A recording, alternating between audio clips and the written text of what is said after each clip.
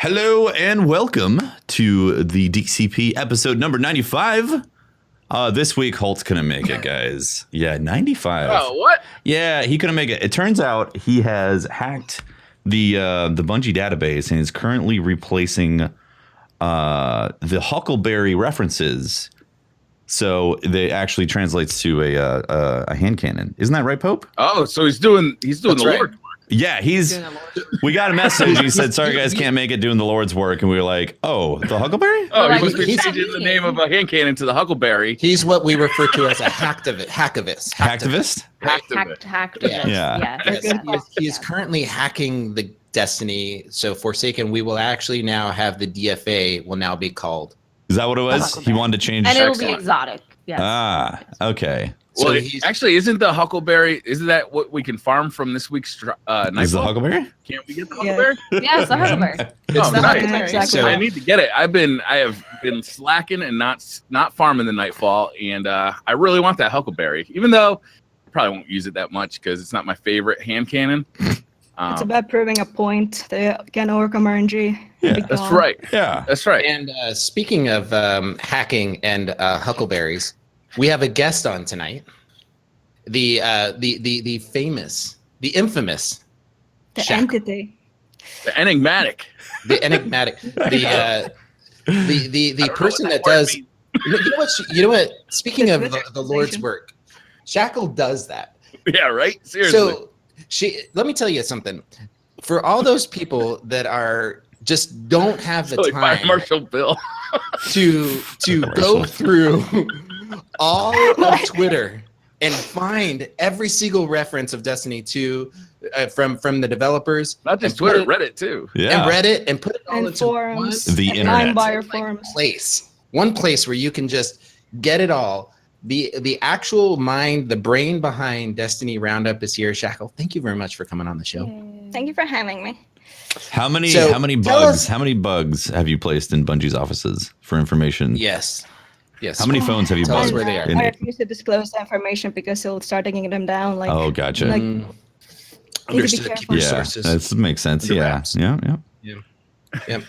They got Tell- like those wands that Yeah. can detect listening devices every time they walk into a room. Very much, yeah. So, Shackle, tell us where you came up with this idea for the Destiny Roundup, and when did you start it, and how did it get started? Well, in general, my philosophy in life is that I never want to end up at a job where I rather drive my car at full speed into a concrete wall rather than go to work. Around the Crucible Osiris release, the way the community reacted to things made me kind of want to steal a car and drive it at full speed into a concrete wall. There was so much toxicity. Yeah, I mean, it was just bad. There was so much toxicity going around, so much hate towards the devs that it really got to me, and I couldn't imagine I was at the studio. Unless the game devs came into your house and stabbed you and moved all your furniture to the left, I don't think any kind of toxicity is acceptable. Mhm. And a whole lot of toxicity was around lack of communication and lack of questions answered and all that. Now the thing is, there was actually a lot of communication from the devs and community managers. A lot of questions people are raving about had been answered. The biggest problem was that those questions had been answered outside the TWAB on sites with awful navigation and stuff.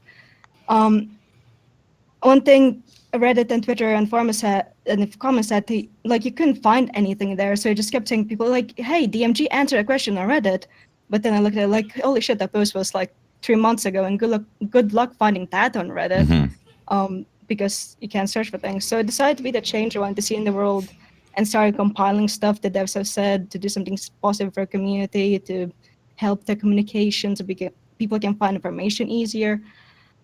Because who has the time to go through the developer social medias every day on 3 different sites with awful navigation and the way categorize things? Like, no one has that free time. Well, it also seems like Bungie doesn't have that time either. Well, I mean, just being honest, like Bungie hasn't put together a resource that does that either. So you've essentially helped that conduit, help people get the information. Well, let me explain to the listeners here what you get when you go to the Destiny Roundup. If you haven't checked out this website, you seriously need to. It's one of the places that I drop by on a regular basis when I don't have time during the day, and often even if I do have time, I want to make sure that I caught everything. So I go there and there's headlines for, you know, the main people, and, you know, Dylan, Scott, different devs, they're listed out what they said and the link to where you can find the original post of it. It's amazing resource. And did you design this website by yourself, or did you have help? It's a very clean, you know, transition through it. I was just curious if you did the work yourself. Well, I'm the one who does the summary. So I'm the one who does 90% of the work, but my boyfriend helps me with the site. I have a piece of paper that says that I know how to program in Python and Django, but the problem is I don't really want to do that, and he wants to, so I sort of have him program the website. So I came up with the design. He was the one who put it together. He's the one who fixes all the bugs. I just come up with features and tell him, hey, can you implement this? Because when a programmer is bored, they just want to program. So it's like I constantly feed him things to do, and it works together. But yeah, you know, that's kind of how my wife treats me. You know, just to keep me out of trouble, she just feeds me like little. Same here, except I'm not bored when she's doing it. Yeah, I know. You know, you just always have him working on the website. You know, give him stuff to do. What's the next? You got thing? an RSS feed too, so you can like subscribe to the RSS feed and just get like updates right to your phone. Yeah, and you can use the Charlemagne bot and everything. You can create your own app, and I constantly like retweet things people have programmed using the RSS. So it's fun. What's your favorite aspect of the website that you are most proud of that you've worked on? I am sort of a person that's never proud of anything. Like I create a thing, 10 minutes later I hate the thing, so I constantly improve things. But I think the thing I'm most proud of is like if you go on their categories, and there's the section called "What Were They Thinking," which is like entire thing where they talk about the behind the scenes things and for example, what Daniel was thinking when they implemented some RNG things, where it talks about why he thinks that Forever 29 was a bad idea and how there were almost no dances in Destiny and stuff like that. So this is cool. I'm very proud of that. But there's always room for improvement. Constantly trying to come up with different things to find things. Constantly trying to come up with new features that will help people find things easier and have more chronologicality in it. I'm sure that's a word, but that's a word. Sure, it's a word. And yeah. So I'm curious about, like, it seems like a lot of the Destiny community has you know, from Ishtar Collective and Destiny Item Manager and so many more that that are not popping into my head right now that have helped to support, you know, the community. Are you in contact with them, or is this a community that you're aware of, that you work with, or you know, do you guys ever connect with stuff that you're working on? Well, I mean, we're kind of Twitter friends. I and Ishtar Commander sort of just shitpost a lot on Twitter a lot of times, joke around. But I mean, I know the creator Charlemagne bot created that Destiny Roundup command, and I live in Finland. I mean, it's very antisocial, so I very rarely interact with people unless they come to me. For sure. So, yeah. Yeah, no. So it's something that I find that, like, you say you're antisocial, but you created an app that allows people to understand and aggregates all this social media, and I just find that, like, super ironic that, like, you know, you've created something that helps to make clearer lines of communication between the community and the developers. And I feel like there's a lot of people that are, you know, when they say these things now, you can, like, well, they don't talk to us, you know, you can point them to your website and it almost like ends the argument. Yeah. You know, like, no, they do. And then just tag them to their website. And I just really thought that this was something that should be celebrated and make sure people understand that it's out there and it's a resource. What's next for the website? Where are you going with it? Well, I don't know where I'm going with anything in life. I started this year out thinking I was going to be a Twitch partner, and ended up stalking game devs. So I generally don't make plans for things, but I just in general want to make the site better and constantly work on it, and maybe have it more automated to at things I post on dailies, add me, give me to weeklies, and I just need to have better ways to search for things because the search function got a little bit sassy with me. For whatever reason, if you search for like daybreak, it won't show you anything. But if you search for day for nightfall, it shows results. So it's like I have to fix like a bunch of those little sassy bugs because coding is hell. But I think what I'm going to do, I might open up like a suggestion box where people can throw in ideas, what they want to see more of, because I'm willing to like work and improve things, but I get stuck a lot of times. So I really want to make it more like, I know, get the community involved, because I have a thing where people can send screenshots to get featured on the website, and I credit them to the Twitter and whatnot. So I just want to get more people involved into it and make it better, because there's only so much I can do alone and whatnot. Have you thought about opening up like so you said you're opening up to suggestions. Have you thought about some of the developers of the different websites have created patrons and different places where they can get resources to keep the website up? I see you don't have any ads. If somebody wanted to support you and what you're doing, is there a way they could do that? Well, there's a coffee link in my Twitter bio, but I'm not sure. Like, I think I have to message some people over at Bungie to ask, like, hey guys, it's okay if I make a living from stalking you guys and summarizing you guys, because it's really, the way I see it, it's pretty similar to people that make YouTube highlight videos where they take over people's content and they make a giant video and then monetize it, because it's not their content.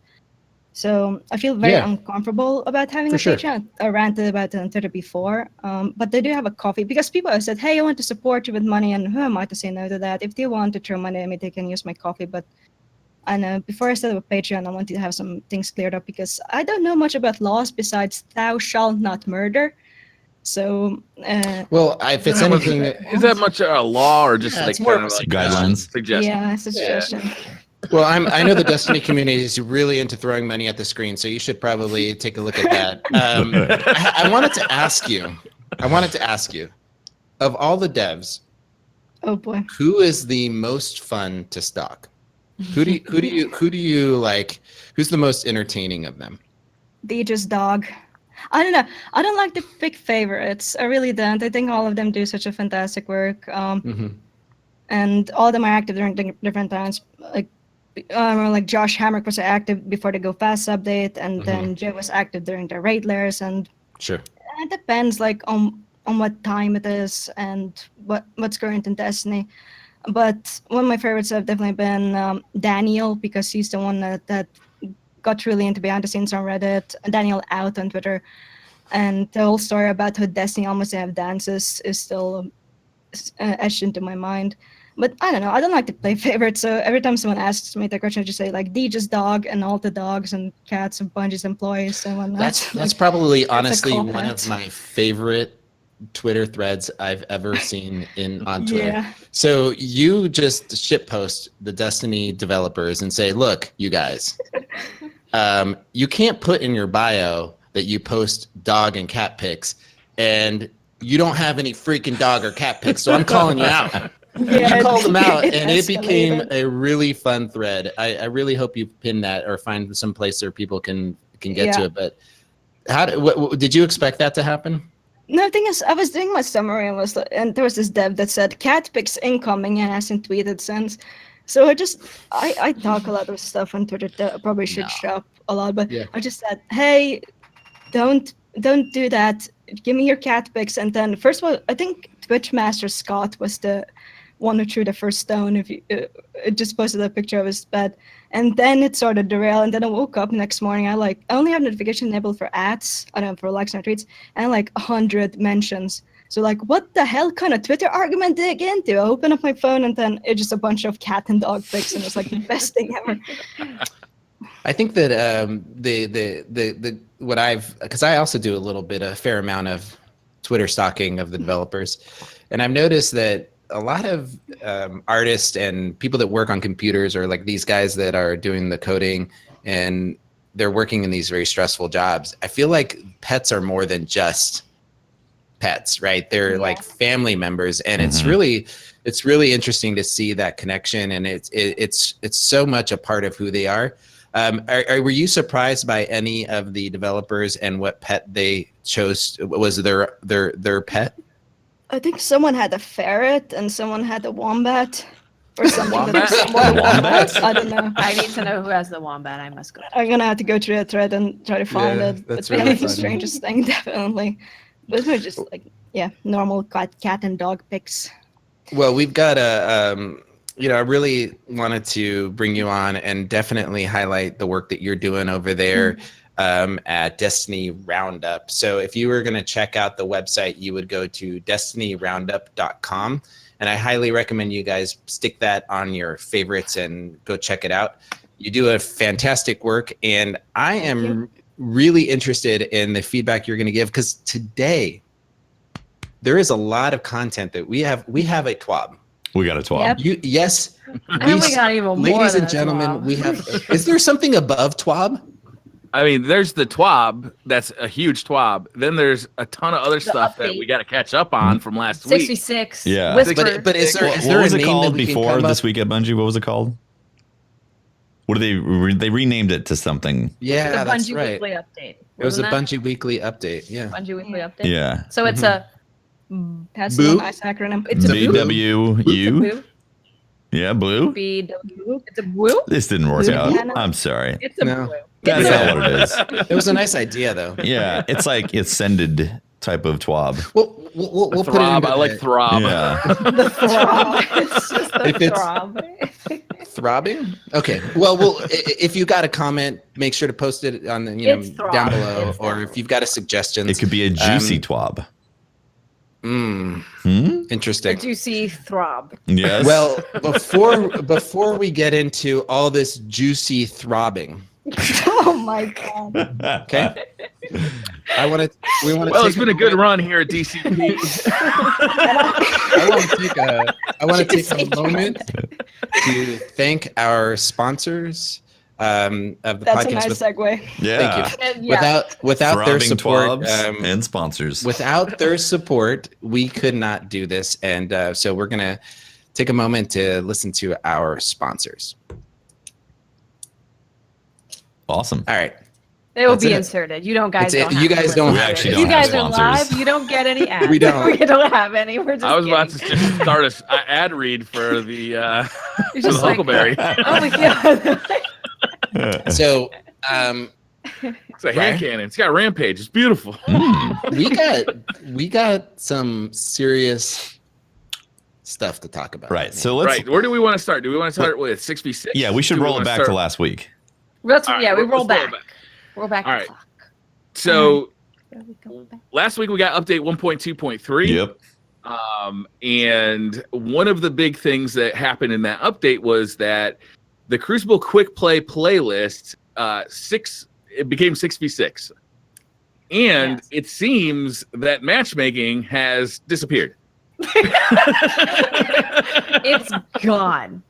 Matchmaking. Matchmaking has just been, I don't know. This couldn't have been planned because they didn't talk about it. Or maybe they were just like, hey, surprise. They didn't quick talk about plays SBMM now, when they put it in. low intensity. Well, hold Yeah, on. but they didn't Shackle? know.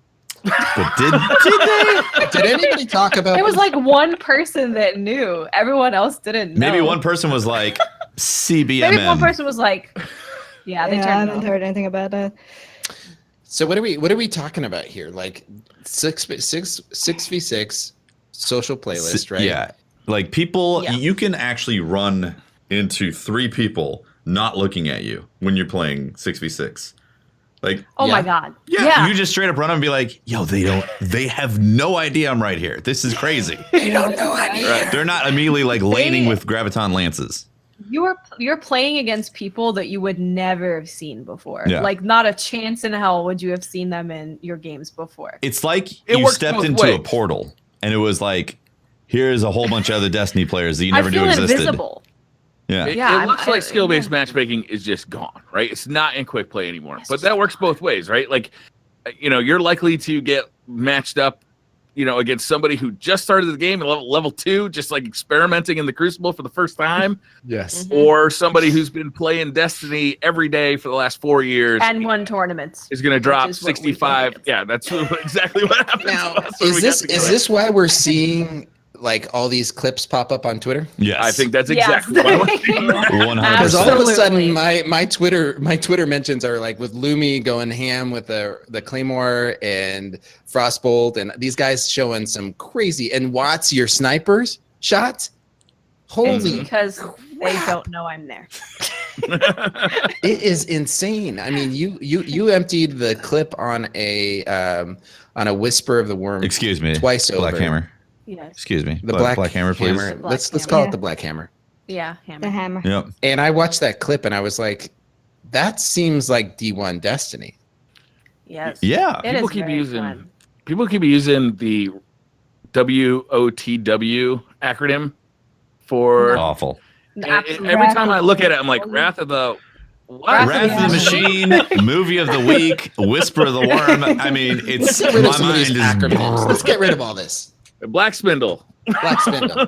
From here Yeah. on out, Black the Hammer, DFA the is hammer now, or the spindle. Hammer or It's spindle. hammer. is Yeah. fine. yes. So like But it's so hammer for sure. you combine a lack of skill-based matchmaking with there's now 6 players on the enemy team, so there's just more activity around the map.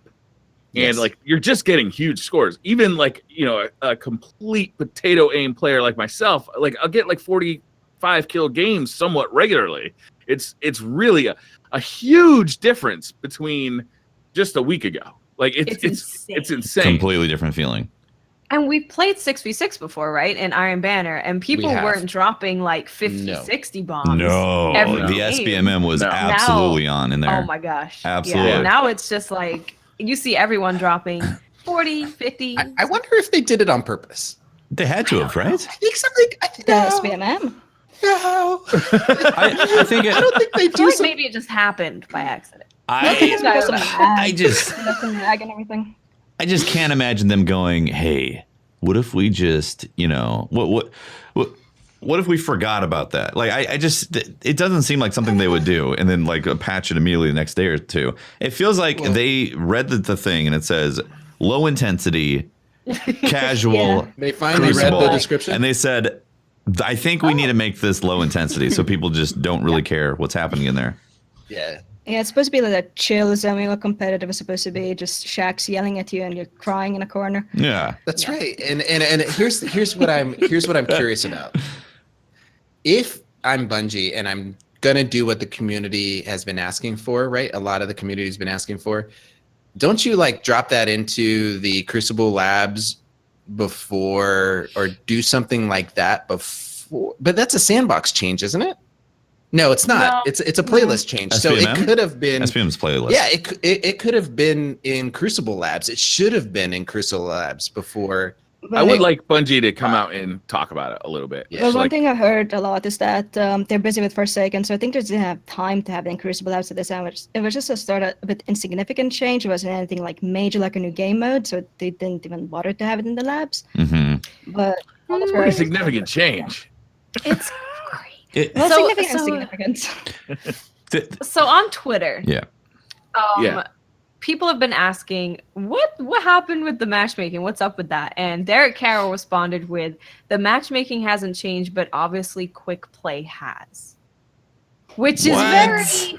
Yeah, I didn't even include it in somewhere because I have no idea what that means. I don't know what that don't means. buy that one bit. I mean, Man, come on. Derek But Derek that's is just- super he's not- cryptic like that. He's though. not necessarily, but he's not necessarily saying that we didn't touch quick play matchmaking. He's saying matchmaking is the same, but quick play has changed. So it's like, what do you mean? How? by- War never changes. We would Yeah. like an explanation, please. In this age of Yeah. They straight up denied skill-based matchmaking for a month until somebody, you know, like we just talked about, somebody was like, I "Oh, remember. you know what? Turns out I did slip this in. My bad." You know, That's what Yeah, makes and no one me else hefty knew that about it might have been unintentional, right? Because they haven't said a word about it. Mm-mm. I just don't buy the unintentionalness about this. It's something that we've been asking for over and over You again. take credit for this kind of yeah, stuff. you take credit for this. Yeah, Like, You- hey, you put it out there. like you guys I like take credit skill-based for it. matchmaking? They- No, that's because it's not there anymore. Woohoo! I feel like they like to be as cryptic about this stuff as possible because they don't. Maybe they just don't want to influence the community tone and want to have a complete. That's a good point. Yeah, like they want to have a Yeah. complete read on what the community feels about it without the developers saying, "Yeah, we did this. No, we didn't do that." That's a good point, because that way this is something that comes organically, that people are like, yeah, something's changed. This feels good. This is amazing, or it's bad, or whatever. So it enables people to give more honest feedback. Yeah. It's kind of like those tests with Coca-Cola and Pepsi. When you go into a kiosk and you have two glasses, one Pepsi, Coca-Cola, and then they ask you to sort of taste it. They're like Coke Zero and normal Coke, and then sort of experiment. So this is the same with skill-based matchmaking, interaction-based matchmaking. They suddenly put Mexican Coke in there, right? And everybody's like, "This is delicious." And everybody's like, "This is what pure cane sugar tastes like in a Coke." Oh my god, this is great. Why didn't they do this before? Yeah. So Oh shit! I got the diabetes. boy. Diabetes again. So here's the question, though. We're glowing about it. We're having a great time. How many people do you think are not having a great time with this? Oh, there's that voice is being heard. I'm Is sure there? of it. Yeah, for sure, man. I see it in my chat. I see it on Reddit. I've seen it on Twitter. There's definitely people aren't super happy that, a week and a half ago they were going in and they were having close matches with, and getting, getting 50%, like a 50-50 win rate. And now, with the same skill rate, you're going in and suddenly it's much harder experience. Okay, so here's the thing.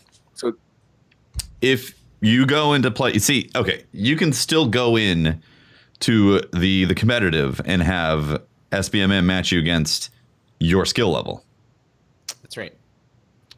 Yeah. So if you are on the bottom of the skill, you could technically go to competitive still and have those close games right there.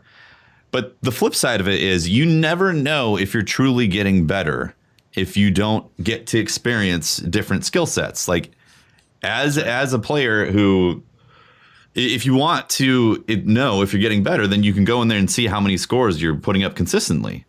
And then every now and then you go up against Crucible gods and you get destroyed. And you have a few good games and you have a super close game. It's always good to know when your ass is handed to you and you get to taste it. It's always good to know what your ass tastes like, right? So I agree with you, Hefty. I'm going to put an argument out there that I don't necessarily fully believe in, but I'm just kind of I just want to let it fly out there, is that nobody wants to play in the competitive. Competitive might as well not exist.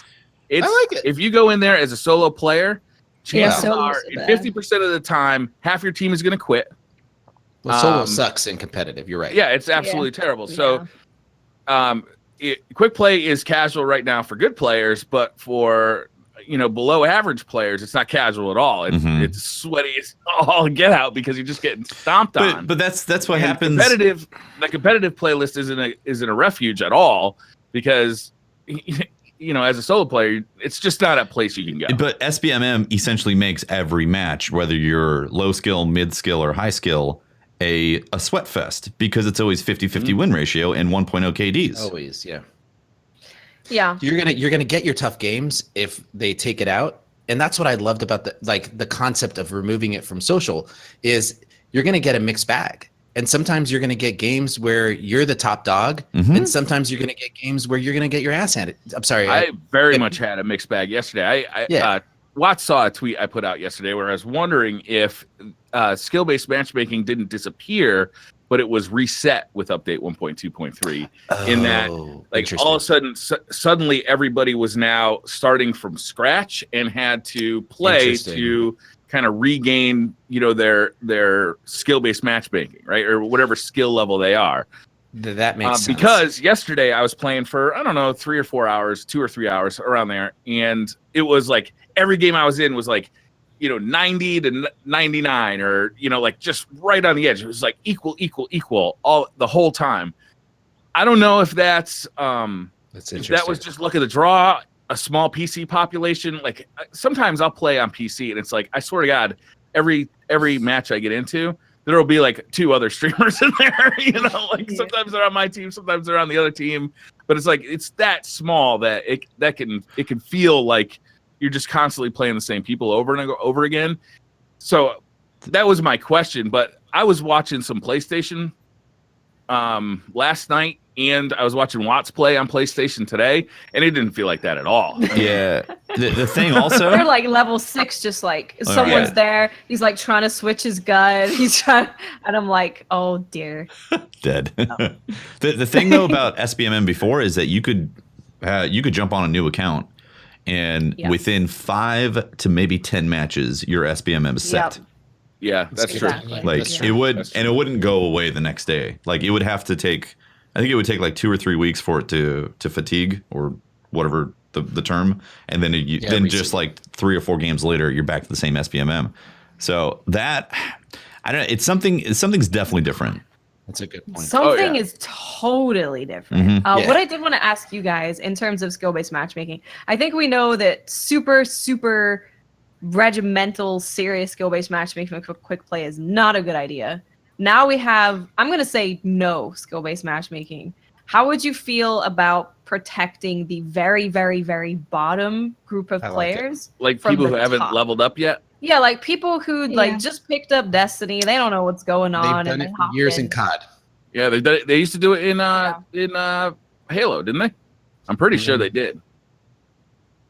I'm not sure A if new it, playlist, if it was ever new player playlist. Yeah, like it a was- brand new player playlist, and like Right, once you if you hit have a like new level account, 5 or yeah. something, then you can never access that playlist again with that account. I think that's okay Yeah. for sure. Yeah, that's definitely fine. I love that idea. And say that the fact is, more people are going to play if they get experiences where it doesn't feel like an absolute sweat fest for them to go into and feel like they're really fighting for every single kill, and every match is like super close, 50-50 win ratio.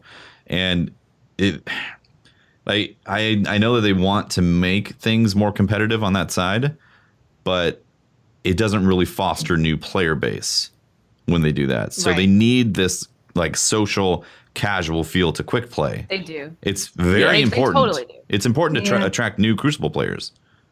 And that's what made me fall in love with COD, right? Is I was not good at that game when I started playing it, and I got my ass kicked. And I saw those guys getting all the kill streaks, and I was like, I want that. I want that. Which I made want me a play chopper even gunner. more.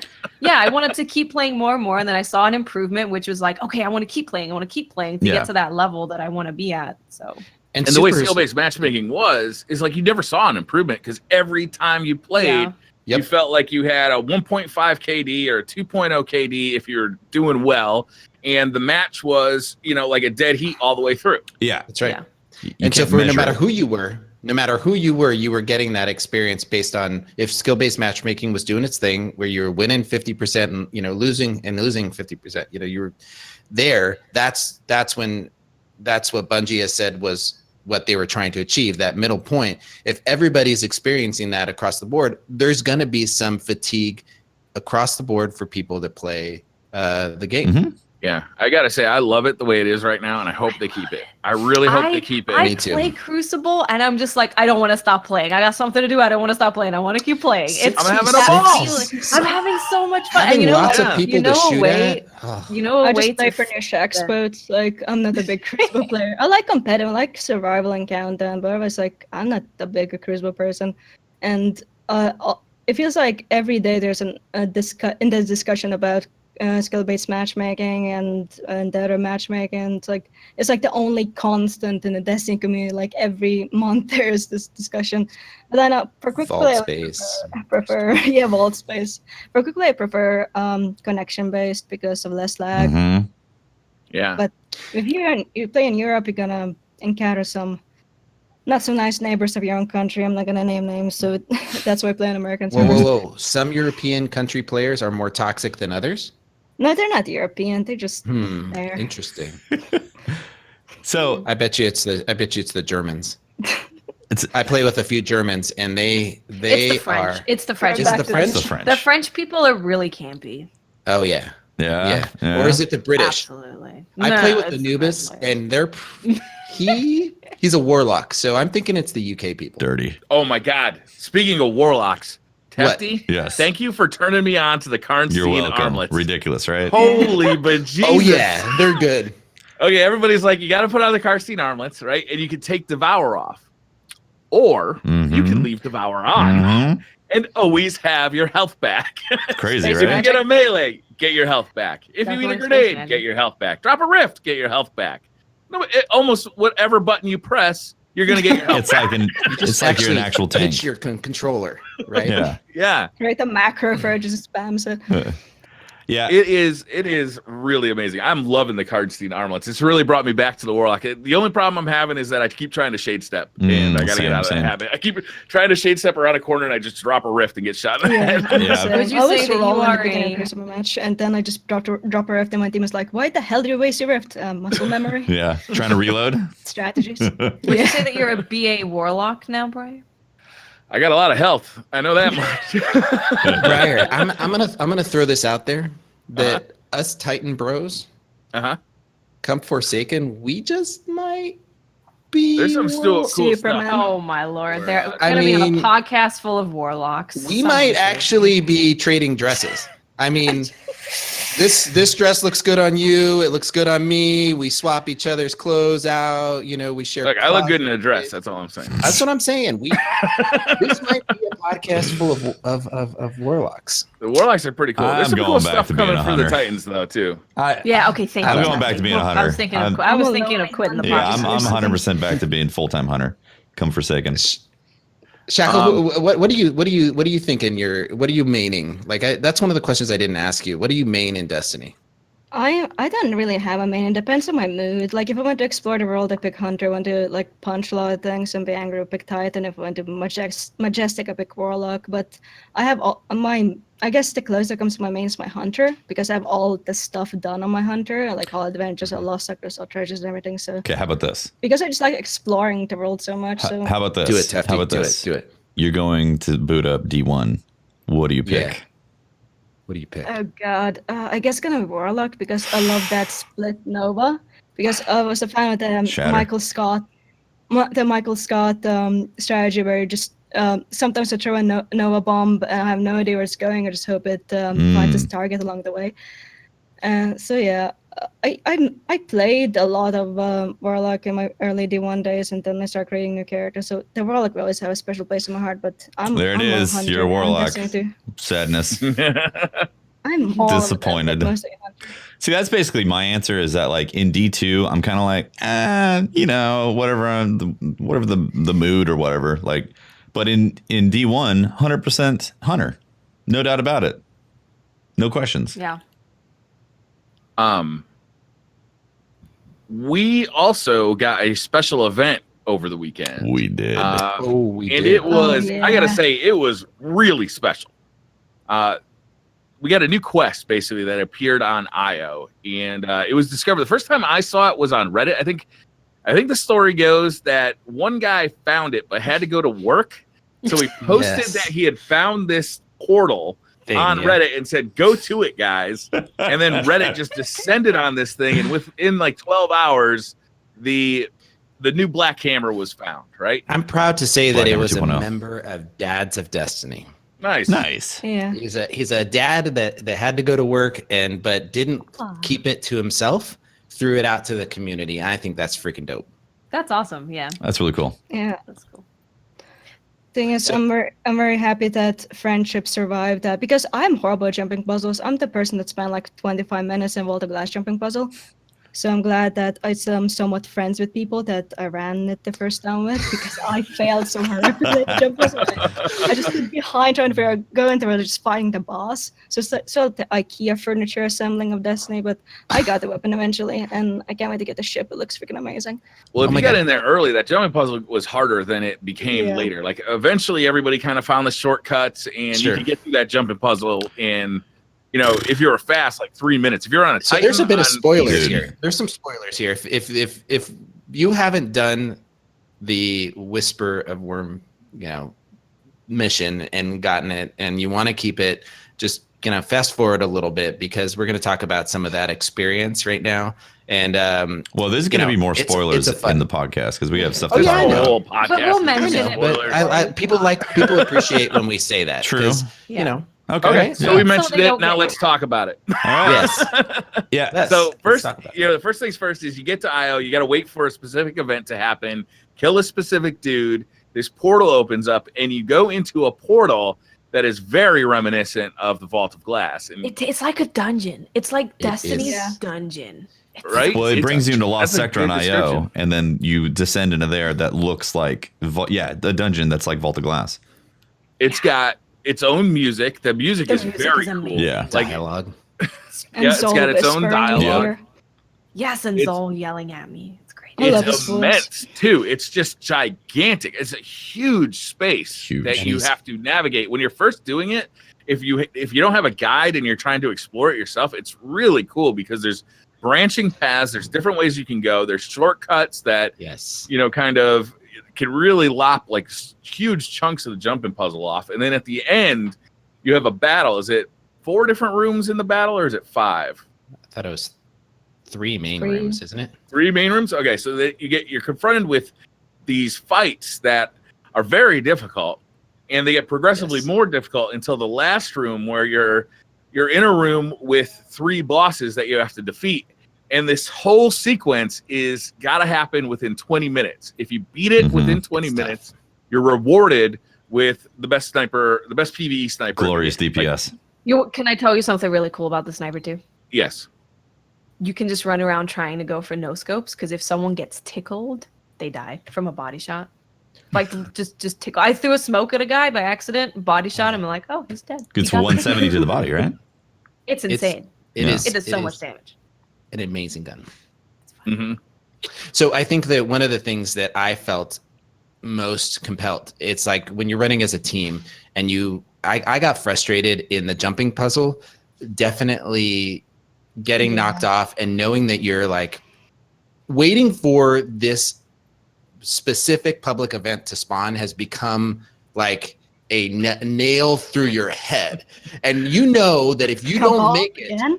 and you fall and you're holding back your team and you're gonna run out of time and you're realizing, oh my god, I'm gonna have to wait for this public event to happen again. Right? Yeah, the public It's event. stressful. There's 2 different public events that can happen in that Yes. area. There's a Cabal one and there's a Taken one. The Cabal one seems to happen much more often than the They Taken talked one. about So yeah, that. they talked And about that in the at TWAB. points- They said it wasn't a at bug. It points, was takes just a random 45 number minutes to generator. an hour. Yeah, they said RNG is just being Some- yeah, they said Sometimes- RNG just happened to have Cabal so many times, but they're going to put in preventions for that in the future. Yeah. Well, it's that feeling of knowing that you're gonna cause your team to have to sit out there and knowing that if you're falling a lot and you're the cause of your team like not finishing it, you're gonna Yeah. have to hear it from them while you stand out there and wait For 5 that hours. public event for the next 5 hours. Oh, it's bad. Yeah, You know you're gonna get shit for like an hour. You know, I learned things about my fire team that I just didn't need to know. and the worst part about it is that it was a faction rally, right? Yeah. So if you wanted to do stuff there, you would get Bad place. You know, just you a bad get place to do renowned. that if you're doing It just- faction rally stuff. oh, it was worse. So you had to sit there. You couldn't actually do the public events because then you would get like renown, and then you'd have to throw yourself off to lose the renown, and because if not, you would be renowned, and then you would be fighting this knight, and Huh. he could kick your ass, and then you don't kill him in time. I didn't It's even bad. pledge to anybody during the faction rally this week, Really? so I never had to worry about Oh, renown wow. at That's all. smart. Yeah, that's the other thing I learned was that Briar is actually more casual than Pope. I had no idea. Oh yeah, It was that's pretty- Oh, definitely- yeah. Pope's not casual. We He did lies. learn that. I'm a He's like the chairman of casual representatives, but wait, he's not actually casual, but he's the chairman of it. And then you're an actual casual, Briar. It was interesting. Yeah. That's true. I am. You're a casual He's that been talks hiding like in you're plain like sight like time. you're hardcore. You're Yeah. like you're the guy that boisters about like being at winning all these poker tournaments, but you've only like entered into a couple like a home game I on the weekends. constantly You talk played about at how the, good I like, am. You're open totally one. right, Pope. That's totally my MO. You've really nailed that one. I'm just giving you shit, Briar, man. You can't give me shit and then not take it. I got to At say, least I'm accurate. well, what's hilarious is that Bungie took probably one of the most hated public events that people go, That's a good point. no thanks, That's I'm true. going somewhere else. And so many blueberries have no idea how to activate this thing. They're not true. shooting the damn orb. And they took one of the most hated ones and made it the coolest secret in D2 so far. By far. But Yeah. to be fair, you totally bypass the public event and you just go after that one, Absolutely. dude. So it's like they're in But on you're it. so happy when you hear it. Oh, the Taken. Oh, yeah. Did you ever have the blueberries finish the public event before you melted? No, them I all? heard tail though. Oh, I heard it's tell. the worst. Does he disappear? It's the worst. Well, yeah. If you don't, if they finish the public event and don't make it heroic, if they just finish it, like I think even if it moves at a certain point, he'll disappear. Yeah, Are you guys? if you don't kill him before it moves to a certain location. I've only heard tale. I've never actually witnessed it. Yeah, because I'm using Big Mood Shotty, and that thing, he's dead. Well, it was early days, man. Yeah, And some last of us week. don't have Big Mood Shoddy Why don't you have Big Mood? Tremendous disposition. because I just don't. I haven't had time Casual. to get it. Casual, casuals united. To be fair, it took me 25 completions to get my first gun to drop. So So Yeah, not Some of us have only bad RNG. was this event added, but we're not finished with it. No, True. We're not There's bad. reason to keep going back even once you have the gun because And the you cattle. can get the ship. You and can things get change. the catalyst. What else can you get from there? I know there's one more thing. Sleeper catalyst, maybe? Oh yeah, Sleeper Cattle's progress. Yep. Sleeper. Yeah. Yeah, that happens. yeah, too. that's right. Yep. And things change in the room at the reset, don't they? Well, perks for change. sure, the burn is going to change, but we don't know if anything Yeah. else is going to change in there yet. Okay. I mean, if it is, that's great. I'm super excited to see what changes, but I'm assuming it's going to be Void or Solar this week. Okay. And you'll be able to recollect the chest to get more progress on your catalyst. So one thing that we didn't talk about is, you get the Whisper of the Worm, which is actually Black Hammer 2.0. The White Nail perk is like it was back in OG Destiny, where it just That's right. manifests ammo from the ethers, Space magic bullets. space magic bullets directly into your sniper, Mm-hmm. which is amazing because they nerfed that because they said, well, we didn't plan things around this and we have to nerf this weapon because it's too powerful. And everybody was like, whoop, whoop, whoop, whoop. Yeah. And now they brought it But back. even then, people weren't super upset about it. They were like, Well, We makes get sense. it. Meh. okay, it's really strong. Yeah, we understand. It's kind of like Icebreaker when they kind of adjusted Icebreaker. Everybody was like, "That sucks," but yeah. Yeah, it was understood. It was like, okay, we get it. Yeah, for sure. But they're also Yeah. they're putting a catalyst on there. So if you were not already sold on this weapon being unbelievable, Which you should be. it should be exactly. It melts bosses without having to be the specific burn. It's also going to get box breathing on it. It's insane. Nuts. Sanity. Which is going to With Darcy. Darcy gets what outclassed is with that. box breathing, Tefty? Big old numbers. Big old damage numbers after you've been ADSing for a while. Yeah. Okay. So you're aim down sight. It clicks over like you're looking through your scope. You don't unscope. You're looking through it for a few seconds, and it activates. Right. Mhm. You don't have to lock on the target or anything like that. Yeah. So that's pretty darn cool. Darcy has the benefit in that it activates quicker, but you do have to be on the target. Box breathing takes I don't know how many seconds specifically, but then you get 72% damage increase on that, which it's already Ooh, boy. That's so huge. it's already insanely powerful because of the white nail perk. Yeah. So it's gonna Like be what? it's gonna be crazy. How are they going to design encounters now around this thing? They're gonna need to buff Catalyst at this point because you can melt him in like 3 shots. Right? But here's the thing, though. It's a That's powerful reward that is Yeah. difficult to obtain. And Yeah. I'm pretty sure it's going to stay in the heavy slot. So you're going to forego any kind of rockets. Same. Yeah. You'll have to decide. You'll have to make It a has call. to stay in the heavy slot. Otherwise, it's going to get nerfed or the game's going to be completely broken. Yeah, exactly. It's a It has difficult been quest, September. but it is fun. Like it is It's really fun. enjoyable. It's super It fun. Are it we really excited? reminds me of the Vaulted Yes. Glass, like I said earlier. It's got dick walls like the like the Taken King raid. It is just a ton of fun, man. Like it's a really cool quest. It is malicious. It has dick walls. It has notch bosses. Those are the worst. Notch those little bosses. Yeah. So this is actually funny. This is a story that was told to us back when I did back in D1 when we were doing an interview of one of the Bungie guys. But they actually one of the first Bungie clans in Destiny was a clan for employees called Notch Boss. And what it is, and remember in Vault of Glass when you jumped across that chasm after the Gorgon's maze Mhm. and you were running along the wall? Yeah. There was Just that one of my one teammates being angry at me. wall that had the ledge that you were walking along had a little Oh, okay. cutout, a notch. Yeah. And so many people were dying there because they were No, getting it's just warlocks. Yeah, pretty much. so many people during Everybody else the can early hop right testing back and up. playing of Vault of Glass that they ended up calling that was named the Notch Boss. Like fall off and die. So in that jumping puzzle thing, and as you move around, there's several places where they've made Notch Boss 2.0, where you're crouched and you're walking through that spot where the blocks are pushing you out. The last block that you're at is pushing you out, and there's a Notch Boss there. They were fucking around. They were messing with you. I didn't encounter There's that, several actually. spots that want to knock you off. Yeah. Well, because you're at your top I tier. didn't encounter it either. Yeah, I didn't encounter that. But I was on a hunter. I was on a hunter also. So- There's a couple spots Super. where you can definitely see, like, if you're walking along the ledge and not jumping, if you're just simply walking, it would push you off. Also, Yeah. when I'm crouching and like walking, and there's like a certain spot where there's like a wall above you, so you have to crouch. I'm always jumping through that too to go faster. Yeah. So So you're if it's avoiding there, it, I would but- miss it Speed too. 'Cause I would strats. just jump right through it. for sure.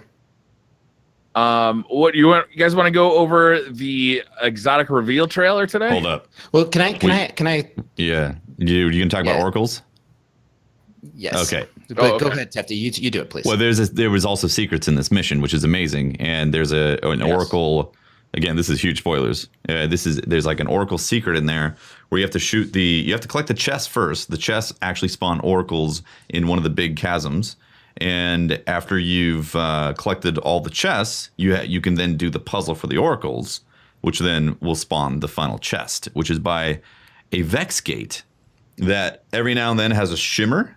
And it's definitely the entrance of the actual Vault of Glass, that Vex gate that never did anything. Wasn't the image the Notch Boss that Pope was talking about? I think someone posted that it was from the No Time to Explain quest. Like someone Oh, did yeah, yeah. their Destiny one and then took a screenshot of this exact match. Yeah. Yeah, That's so the spot. was in the VOG, yeah. So that yeah. that is really freaking cool, honestly. They're making connections back around, and it's so cool. The fact that the community was able to figure out the orientation of those and figure out so You know how fast. they did it though? No, how did They do did it because it's the same order as they appeared when you fought the oracles in the Vault of Glass. Oh my And they God. make the sound so people recognize Wow. the sound same order, so they knew to do it in the same order. I love this stuff, That's cool, man. man. Yeah, I man. love This is when what makes Bungie does Destiny this amazing. stuff. Yeah. This is the stuff. I love right it when here. they do this stuff. This is the cool shit, Yeah. man. So yeah, people I are did saying very much in Destiny. that's the 7th VOG chest that we've finally discovered It in is. D2. That's really cool. That's Reddit. it, man. That is so cool, man. Yeah. There's so many throwbacks in this to like D1 days or like the OG players that are going to remember this stuff. And what it does for me in the greater sense, if this is a look into maybe not every exotic, right? Because that would be that's ridiculous. But if some of them were set up like this, like the Galahorn quest and this the Black Spindle, and now this if the quest to some of these powerful ones, these top tier exotics, was reserved to things like this, I really am looking forward to what Destiny has in store for us. Yeah. What they've Mhm. done since Warmind has been Amazing. pretty incredible, Mhm. right? Like Yeah. really compelling, like just really playing to the strengths of Destiny and what Yes. PvE players really like about Destiny, secrets and grindable things that you have to go in and get and work for. And there's really good short-term rewards and there's really good long-term rewards. So Mhm. you really kind of satisfying both player bases right now. Yeah. And it's just been a ton of fun since Warmind. Warmind's been a fantastic DLC. Yep. Update 1.2.3 has been really good so far. And like, I know a lot of people are really upset about all of the information that's been coming out of Game Informer, and today's trailer showing off 10 new exotics. Yeah, but you have a choice to not look at it as well. You can mute everything. That's Yeah. absolutely right. Informer. That's absolutely right. But Bungie, I feel like Bungie knows that they have to kind of regain their audience back, and I feel like one of the reasons that they're really going all out right now is to do that. Is like, look at all this cool stuff we're adding. This is the stuff that you guys loved about Destiny 1. Plus, there's like, all this new stuff like Gambit. Plus, we're really going hard on the story. Cade is dying. You want to be here when Cade dies. Accept it. Yeah. Like, I get it. I'm with you. I'm with you guys that like I don't want to know all this stuff, but I do get it. I get why they're doing it this time. Yeah, there's a population out there that definitely has given up on Destiny, and they want to capture those guys to be like, hey, there's some really cool stuff happening, and maybe you catch wind of the Whisper of the Worm quest, and you catch wind of like these new exotics that are coming, and like the whole new end game destination that's going to be filled with secrets. Like I'm sure they're trying to get as many people back in as possible, because D2 launch of D2 was probably the darkest time for Destiny so far. Well, the launch wasn't that bad. It was like a month after. Or I mean, like the end game of D2. After people, Yeah. Once people ran out of stuff so quickly and realized that there was no progression. And that was it. Yeah, that's when shit started to hit the fan for sure. But I'm really excited with what this type of exotic quest. It could be, given time, it could be a little longer. But I like the fact that there's a reward up front.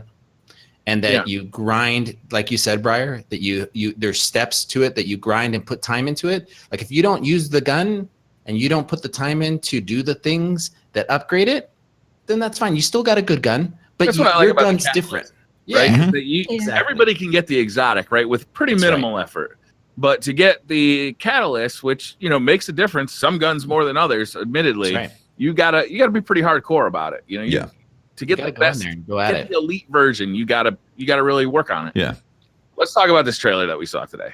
Did we everyone need watch to give major spoiler warning. Major spoilers. Major. Can we do like I don't know? I guess we could type in chat when we're done with the spoilers. Well, let's put a marker in and just make sure that we put those timestamps. So let's put a marker in chat, and then we'll.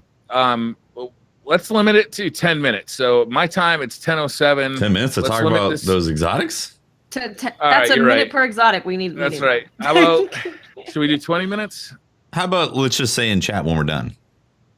Well, people also listen to this podcast in an audio version and on YouTube. Okay, so in 20 minutes they can chat. If we're done, we'll say we're done. If not, in 20 minutes, I'll keep a look on the clock. We have to say we're going to still talk about. We'll go. No, go away. Turn it off. We're not. 5 more minutes. 5 more minutes. I put a marker in, and we'll put timestamps. So spoilers are starting now. All right. So we got the trailer. 10 new exotics were shown. 3 pieces of armor. The cool thing, I don't know if it was cool or not. The thing about this trailer was they told us the name of the exotic. Yeah. Under the name of it, they told us exactly what it did, and then the video showed it happening. Right. Yeah. So there was like. There are some questions there. What these exotics did. I'm sure there are. Yeah, there are questions like the Warlock robe with the spikes sticking out there. I have no idea what the hell that is. So we got 3 pieces of armor. The Titan got the Antius wards, which has an ability to slide to reflect a projectile. Yes. The Hunter got the 6th Coyote, which gives you a double dodge ability. Good watch right now. Warlock got chromatic fire, elemental explosions from precision kinetic kills. Yeah, that just sounds amazing. That sounds really so amazing. That sounds so incredibly strong. I want to know what elemental, like, is it something you decide? I'm almost positive it goes with what class you're using. So if you're using a Void Warlock, it's going to give you Void explosions upon critical kills. That would make sense. I mean, the Midnight Coup, guys. Oh my God. What are you going to do with the Midnight Coup? The Midnight freaking Coup is going to cause elemental explosions upon crit kills, precision kills. You sure about that Hunter decision? But what? Yes, I am, Briar. Good God. Of course I am. You get 2 dodges. There's choices. 2 dodges is nice. But you can't use the worm husk with it. I don't use the worm husk. Health potion on cooldown is still really good, honestly. I don't need the worm husk. I don't need it. I do. Taking off the stompies will be a harder decision than. Okay, but seriously, guys. Seriously. The Midnight Coup elemental explosion. And, I don't mean to skip ahead, but we know that the Crucible, there's going to be a time to kill decrease. Yes. Yeah. So what if we have 3-shot hand cannons? 3-shot Midnight Coup? It's going to be a 3-shot Midnight Coup with Rampage. It's got 2 shots. With Rampage, Outlaw, and Dragonfly. And Devour. Are you feeling me here? Are you feeling me? Oh, I'm feeling you. Oh, disgusting. Man. I'm feeling myself. It's gonna be gross, and it's gonna be gross and amazing. Gross and amazing. That's a tagline. The Titan one, I don't know. The Titan one doesn't excite me that much. It seems like it would be cool situationally. It was a little underwhelming. It completely Like, if depends you got- on how big of a shield it has and how much of a time, like a window. Is it like a It parry depends- window? okay. You know, It seems a little. It seems a little. When we had some D1 or some D1 and D2, like, they were like kitschy. They were what's the word I'm looking for? They're novel. They just novel. They're novelty. Exotics. See, I see these exotics. So people might think of the 6 Coyote exotic being not super exciting because it doesn't give you explosions or space magic. But I see those kind of exotics as more, if you put that in the right hands of a player, they're going to do some Double really dodge is annoying, crazy stuff. For sure. Same with the Titan legs. Like if he's going to a battle and he slides and he gets a first shot on you, he might win that gunfight every single time. So, Watts, have you seen this activity in the Crucible? Hunters will dodge and they'll use their sniper button to like massively increase their DPI on their mouse and do this.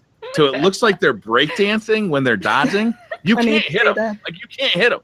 Like That it's sounds impossible. terrifying. It's an amazing. If they could do that twice, yeah, that's pretty good, right? You're not touching them. That's all you're going to see. You're just going to see the whole. breakdancing hunters everywhere. So, I mean, let's talk True with the Destiny. boots though. With the boots, will you be able to reflect a Nova Bomb? That's the question. Or a hammer from a Titan, because it says projectiles. That would be amazing. Now, How did yeah, it work with that? What was the It was a sword. what was the thing that did it in Rise of Iron? Sword. The sword block?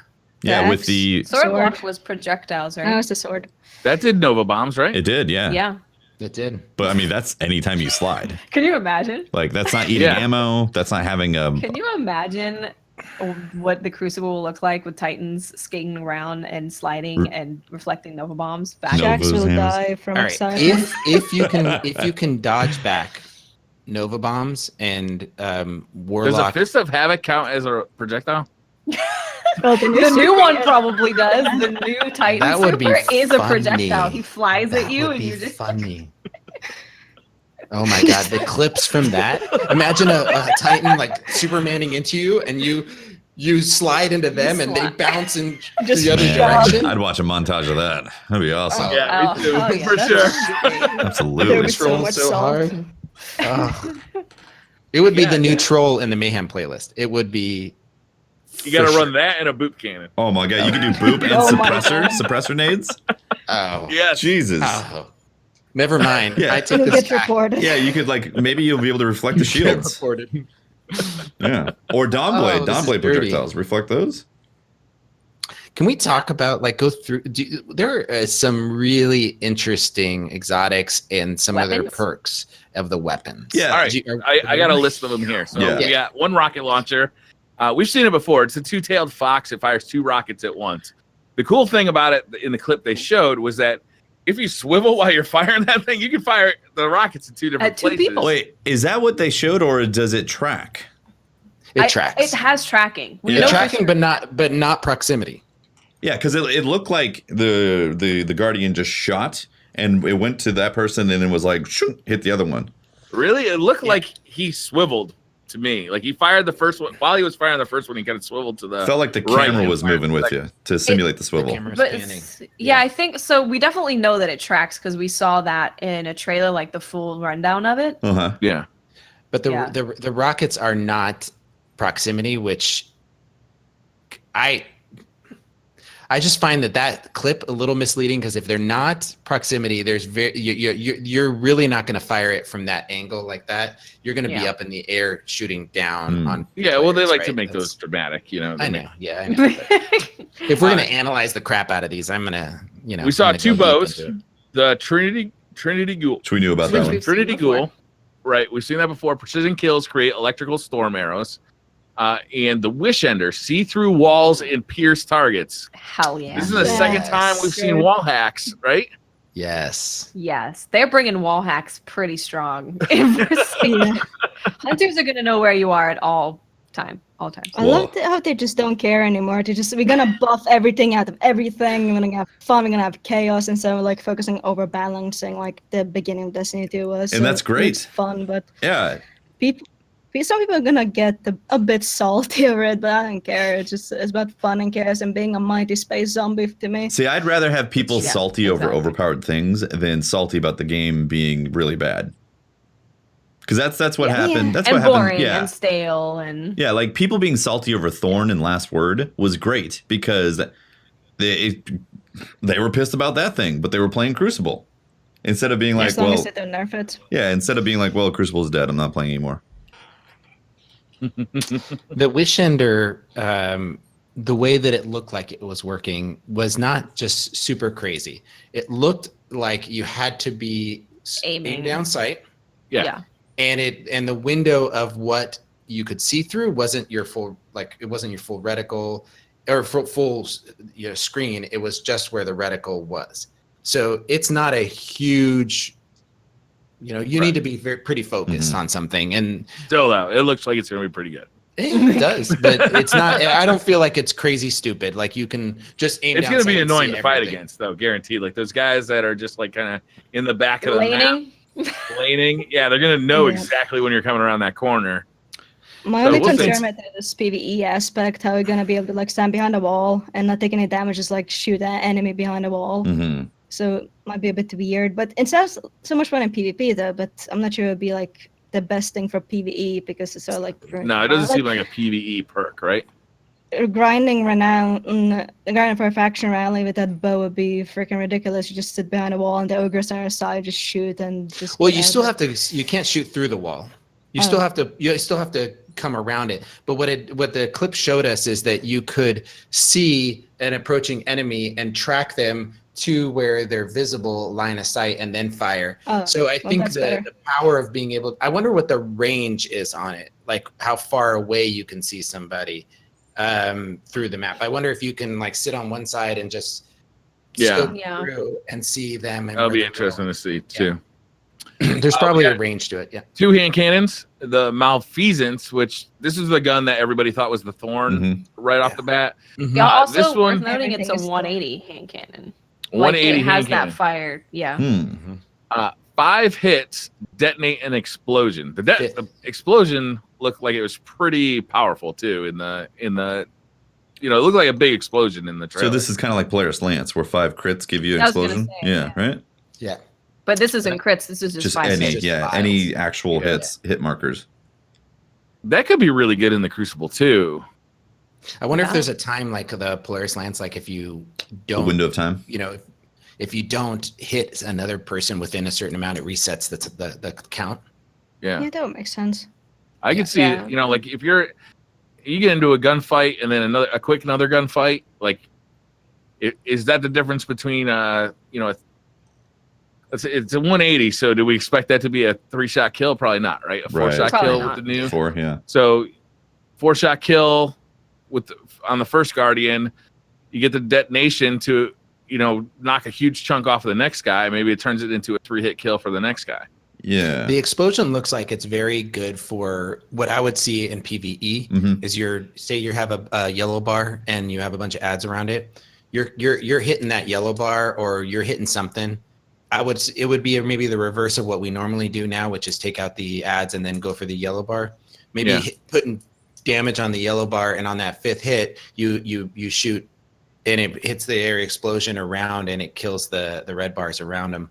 Yeah, It's just an interesting way of approaching the fight. Yeah. you don't need to hit the headshots yet like you do with Firefly, but you're also Mhm. not going to get it as you would with Firefly by hitting constant headshots. Yeah. The other one is the Ace of Spades. Also, we knew about this one. This one gets reloading after a kill, grants extra damage bullets. It's like kill But the clip. feels. I think it's a bullet. Since it Is said it- bullets. It's with an S. I didn't write down the S. So Oh, okay. Maybe I'm wrong. I might have just added that S because I I wrote can it down. relook too. at it. yeah, Cool. I would assume since this is an exotic perk that it's going to be better than kill clip. I hope. For sure, anyway. yeah. Uh-huh. I would, and it but- looks like it's powerful more than it's a powerful. it says bullets. It is bullets. Ooh, After grants wonder how extra many. damage bullets. Maybe it enhances the clip. Nice. Like the whole, Oh, or the the whole clip? magazine. Like maybe the whole magazine gets whole like, magazine. you know how Sturm and Drang, when you get the bullet, it stays in there until you shoot it. Maybe it does something Yeah. where it enhances the rest of the magazine. Maybe. For it. That's cool. And it has It fire. also There's has some- Firefly. there's If you look yeah. at the clip, it has Firefly as well. Mhm. That seems like a fun hand cannon to use. It's going to Hand be cannons are fun. Yeah. I'm glad we're getting 2 hand cannons because I feel like the exotic hand cannons all we really have is the Sunshot. I mean, the Crimson is a pulse rifle, really. The Crimson is a fun hand cannon. Well, I Sidearm. don't think it's a pulse rifle. I mean, I understand that it has the 3, but its range really puts it in the hand cannon range for me. But running around and doing the faction rallies, it's like my go-to gun, right? As a Titan, you know, just being able to get your health back. The perk on it itself makes it an extremely valuable PvE gun. Guys, you know what I would absolutely love? What's that? We got like this Western theme going on. What if they give some super deep, rare, exotic quest to get the last word back? Only issue I have with that weapon is the freaking spinny thing when you punch person. I got so annoyed by it when I was doing the Charlemagne, but no, Chaperone quest. Like I was in the Warlock and I punched someone and the character spun and they got killed. And like, as long as that feature is gone, I'm all for bringing that gun back. You don't want the spin? Oh no, we need. I don't want the spin. spin. I don't want the spin is like it's part of the flavor. That's like it's like ordering curry without any curry.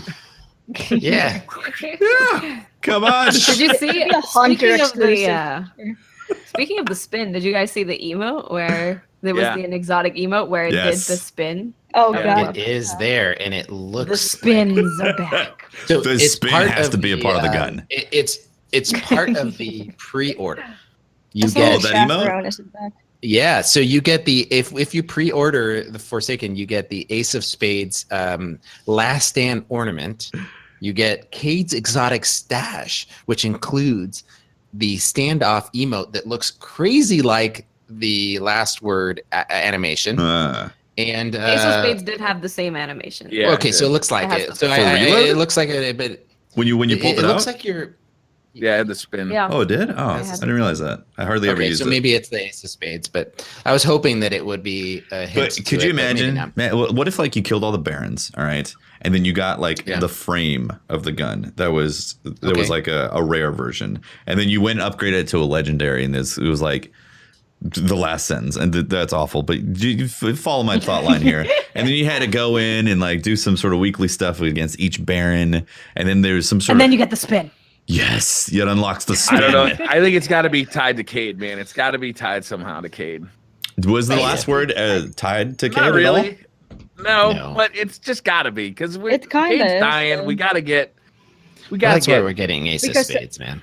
Because the last word makes me think of Chaperone quest, and that makes me think of Pain, and Pain makes me think of Cade's death, and so like ties together. I'm with you though. I think last word is coming with the Western feel. Like last word is coming back. This is the time. The last paragraph. You get the last paragraph, then you get the last sentence, and then it ascends to the last word. Exotic. Please, God, please. Last string. There's also a pretty sweet a part of the pre-order is with the Cade's exotic stash. The last thing that I didn't mention, the last two things. There's armor shaders, and then there's also the Queen of Hearts ship that looks pretty cool. So those are the items for the pre-order. Two more weapons that were revealed. Sword, a new sword, Black Talon, is a projectile sword. It's beautiful. Yes. It looks fun. That exotic sword in D1 that you could throw, the arc one, was so much fun to use. And the quest was fun. Yeah. So fun. It looks like it's. I wonder how. It looked like the projectile sword in the video. You had to be airborne. It might have just. So he was airborne when he used it. I don't know why you think he just has to be. Jumped. Well, because the melee animations in the other parts of the video look like when they're on their. Maybe the animation lifts you up, but it looked like there was the dash, and then there was the swipe, right? For when he was attacking, when the character was attacking, he did double dodge, swipe, and then uppercut. And I wonder if that's a combo, and then the other projectile sword thing looked like it may have been when you had to be elevated, but maybe I'm wrong. It was just a separate button on the other one. Guys, I just saw Texas Blue in chat said Cade's replacement gives the last word quest because Cade gets the last word. Even though he's dead, he gets the last word of the. I like it. I like it. I like it. I'm buying it. I'm buying it. I like it. New beam rifle. Everybody was expecting to get a void beam rifle, but this is another solar one. It looks like 1,000 voices, an exploding beam of fire. Yes. That That gun. It's just explosions. The actual visual on that gun is like just the design. It looks like a legit alien weapon. That makes me excited. There's a great picture in the TWAB this week. It's like the second picture down. It is really cool looking. Is it wrong to hope that it glitches out like it was with the Prometheus land so it can get on a laser tag? That would be Crucible? amazing. That was the best thing ever. That would be fantastic. What is this a new archetype? No, beam rifle. We have It just also sets explosions on the floor and then uses to me, it looks like it's going to be in the heavy slot. Depends on how powerful the explosions are, because they can make weak explosions that just visually look good, but like the actual damage is low, so it would just be energy. But if they put it in a heavy slot, I mean, that's interesting too. If it was like grenade launcher level explosions. We're about to get proximity det grenade launchers in the energy slot. So that's true. Yeah. I hope that weapon's good. I hope it's not like well, it's kind of limp on damage. Like it looks so cool. I want to be like conflicted on whether or not I use the hammer or that gun or the last word, assuming it's coming back. I don't think New Scuf will let us down with that because I'm buffing the exotics so late, so I don't think. It's a good point. It's probably going to be pretty powerful. Race New Scuf. Yep. Yeah, there's a really good image of it on the TWAB. It's a close up too. It looks awesome. Yeah. Also, rewatching the video, like the Ace of Spades explosion from the headshot looks stronger than normal. Yeah, it does. It does. Yeah, it looks pretty big. Yeah. Which is interesting. I had a question from that video.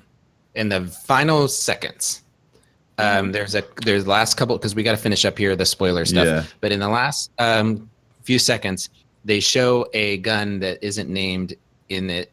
But I was wondering if we had seen it before. It looks like a shotgun that has hive ruins on it. That looks awesome.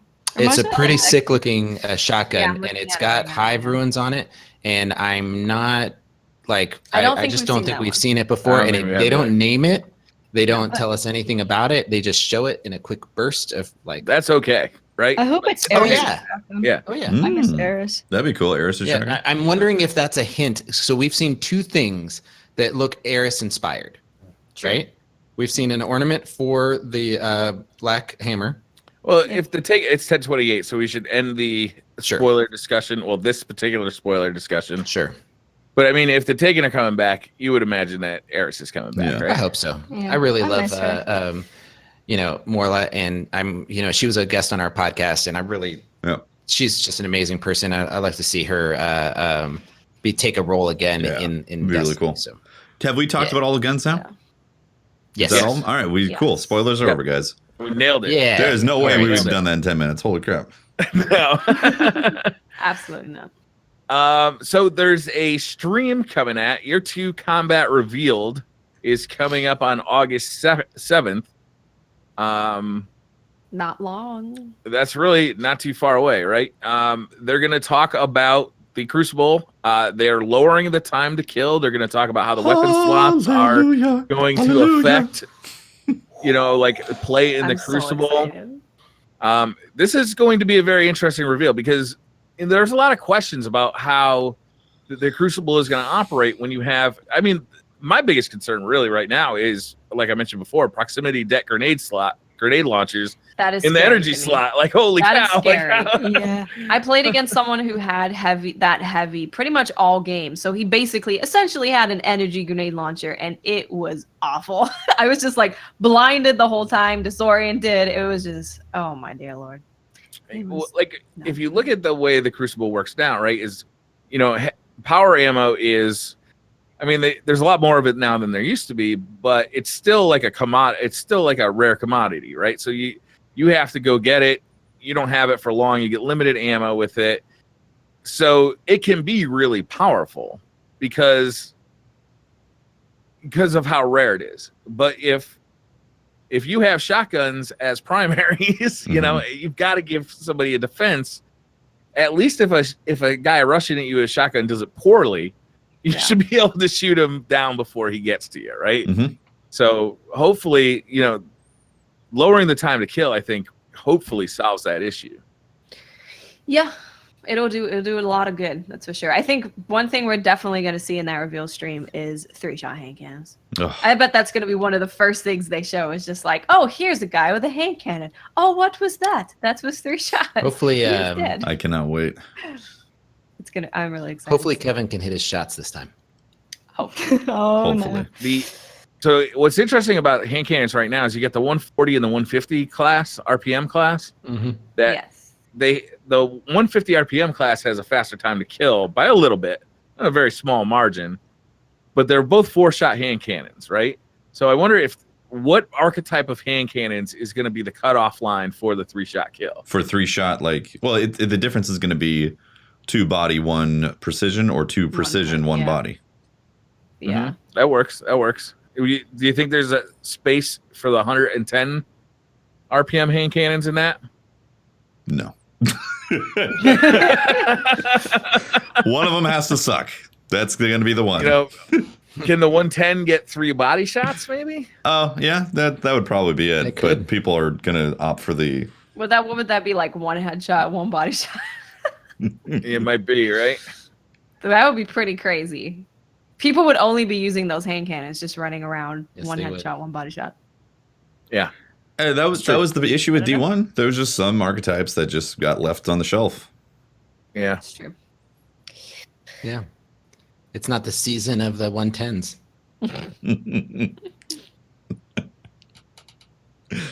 That was funny, Brian. That'll be a I'm checking chat.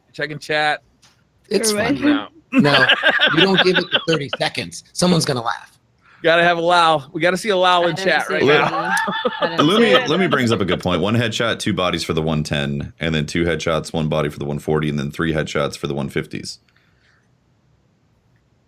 That works. That would make the Midnight Q a hard sell all of a sudden if I have to get headshots with it. I'm already a fan be of competitive. old fashioned. I mean, if old fashioned with kill clip becomes a 2-shot to the head, woo, yeah, damn, Wow. yowzes. Yeah. So salty that I can't get that gun. It's a lot August of- 7th though. That's gonna be a big day. Yeah, it is. day. Crucible Labs is coming back. Crucible Labs is back. It is back. Is back. I- It's back I right Right played now. now. Right Oh, now. okay. Yeah, it's right now. What are you seeing in Crucible Labs, Miss Watts? So there's a game mode called Lockdown. It's essentially, if you think of Control, it has the control capture points, but it is a 4v4 competitive mode. Radar's there, by the way. Just gonna say that. Ooh. So it's a 4v4 competitive mode, and it works similarly to Control, except it's purely objective based. So there's a little thing at the top of your screen that shows your progress, and it's the first team that gets to 100% of their progress. And the only way to get that progress is to hold 2 capture zones. So as soon as you hold 2 capture zones and they belong to your team, you get 1% progress towards your 100% bar every second. So, but the really cool, interesting thing is that if your team manages to triple cap, you get all 3 of the zones, you instantly win the round. So it's a round-based competitive control mode. And they can't be contested either, right? They can't be contested. So if you're contesting at all, if you're being contested at all, then you won't be getting progress towards that 100%, and you won't be able to triple cap. Yeah. So it's the first 2-3 rounds winning, either going to 100% or triple capping the enemy team. Yeah. And also, there's no time limit on rounds. So Oh my. you can have some. Really? You could potentially have some. Yeah. So you could have a situation where it's both teams are at 99% progress, and you're just making sure the other team doesn't actually cap to get that 1% progress. Wow. You can That's also have worrisome. the situation where one team is dominating the absolute snot out of another team and just spawn kills them until they quit. Yeah. Yeah, that's worrying. There should be a time limit because I don't want to have 45-minute games. I want to play Dota. Mhm. But yeah. Yeah, time Otherwise you limits are play Dota. important. That's Yeah. interesting. I saw a lot of people saying, isn't that basically zone control? The difference between zone control and lockdown is in zone control, you can have 1 zone and you will be getting points. In lockdown, if you only have 1 zone, you are not getting any points towards winning. You have to have 2, and you can triple cap to instantly win the round. Yeah, you can't. So, like, So one team could be essentially about to win, and then you triple cap that team with hardly any points, and then you could win the round. And then you win. Yeah. So that's the other really interesting thing to me about this mode is that you can be losing by quite a lot, but if you get your team together, you're like, okay, you have a super, you go over there, you take those guys out, and if you manage to do a coordinated push and triple cap, you win. It's like you're Doesn't matter how far you're behind you Harry are. Potter and you catch the golden snitch. You win. It is the golden snitch. It's literally the golden snitch. I'm calling it right now. Streamers and God Squads are going to do the 99 challenge, where they purposely let the other team get to 99 on their fill bar, and then try to triple cap turn them. it on. Then turn it on and try to the win, end not let them get it. 99 challenge. I can see that. Yeah. This is gonna be fun. It's a pure objective mode, which is very fun. Yeah. I think it's good. I think it has promise. It's yeah, I think it's interesting. Yeah. Luby's in the chat. What a great idea, Pope. There's some people out there that are gonna think they're winning, and they're gonna be like, "Dude, we're kicking Lumi's ass, man. We're gonna win this thing." And all of a sudden, they're gonna flip a switch Oh, and then start boy. to like, yeah. He's got double shade step. No, he said that. Are we going to talk about Breakthrough also? We got to talk about Breakthrough. Yeah. That's a really cool sounding game mode. Yeah. That one was a Game Informer reveal. Yes. It is. Spoilers. Yesterday, I think that was yesterday. Spoilers for the Yeah, next. but I mean, it's a Oh, game I read mode. Some people care about this. They really do. True enough. Yeah, they do. So this one, everybody starts off fighting for one control point in the middle of the map, right? Both teams fight for one control point in the middle of the map. Whoever wins that initial fight and takes that control point becomes the attackers, and the other team become the defenders. Mhm.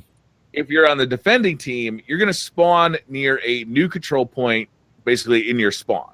The attackers, their job is to take that second control point, and the defenders have to defend that control point. If the attackers take it, that's round over. They win. Yeah. If the defenders defend it, not allowing the attackers to take that second one, they win, round over. So it sounds unbalanced right off the bat because it sounds like it's really easy to defend that second control point because you just spawn right next to it. But Game Informer said that you spawn a little bit slower Yeah. if you're a defender than if you're an attacker. It sounds kind of cool. They did say that this probably won't happen when Forsaken releases. Like, they're still working on it. They're still trying it out. But Game Informer did get to play it. There's video up on Game Informer's site showing the gameplay, and it looked kind of fun. It's definitely a very objective-based game. I liked it. Like, just watching the gameplay, like I think it's a mode that seems interesting for competitive because Yeah. I think Destiny excels with the capping of stuff, like capping points. And so survival to me, Guardians and circles. yeah, like the survival mode for comp, I haven't really been a big fan of that. It's like it's Clash. Yeah, I'm not a big fan of Clash. Clash either, with the twist, and that's just annoying. This game mode is like, okay, you have to control points, and I think the Destiny sandbox really excels with the supers and all that to be able to control points or locations, It makes it exciting. Yeah, exactly. Because you can't just straight up slay and expect it to win. You have to actually capture those points and hold them. And the like capping it and then going on the attack and having the other team have like a debuff for their spawn time, that makes it interesting. So they have to be very careful on if they're going to rush in or hold down lanes to have the other team come in. And if they don't, if the attackers can't get that point, then they lose. So there's going to be strategies on like whether or not you give them the initial cap and then hold down the defense, or if you try to be super aggressive and try to get those caps right away. I think, doesn't it go to 5? Whoever wins 5 or 4, something like that. Maybe they're going to adjust it. Yeah, I can't remember exactly how many rounds. But Yeah. It reminded me of Interesting Overwatch, game mode. honestly. Mhm. It Overwatch? seemed very similar to Yeah. Overwatch. In what way?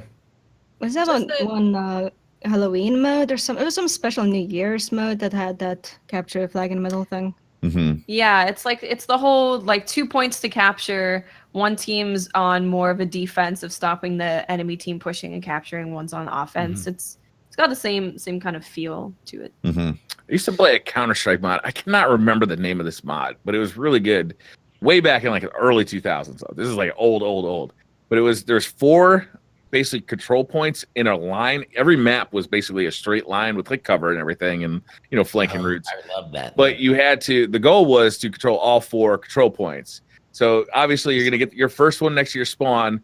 The 2 in the middle are going to be fought over. whoever wins that initial clash might get 3, but everybody, the whole team is spawning by the last one. So that last one is always the real battle. And then, if the attacking team, gets whipped, then the defending team starts pushing up again. So it almost becomes this tug of war match. It's a very cool thing. It started as a custom game, right? It was some people made it in Forge, and it was not in Forge, but in D2 Customs, or I'm sorry, Destiny. Halo I 2. played it as like a Counter-Strike kind of game. Okay, so maybe they brought it over then to Halo, because I remember the first time I played it was in a custom PC build, and it was just so much fun, man. It's a really cool way to play because you're giving the defending team an advantage is exciting because they're really at the last rope, right? They're at the end of their rope. If you beat them in this last instance, then they're done. But if they come back, then the whole match can shift. Mm-hmm. They can they switch the momentum. The momentum can switch, and and it becomes a serious tug of war. I think that's the best way to describe it. I love those. I love those game modes. Yeah, me too. Spoilers done? Sure. I think we're done. Yeah. Okay. Probably not. We're probably going to get right back into another one. More spoilers. They did talk about, I think we talked about this earlier, they are taking a look at the public events that the Black Hammer spawns for. Yeah. The Taken Blight events. They mentioned that. Short interest bug. They also updated the development roadmap. I found this actually to be interesting. They did this. Was this yesterday too? I think this was yesterday as well. Yeah, yesterday. They did the TWAB as well. Oh, yeah, this is interesting.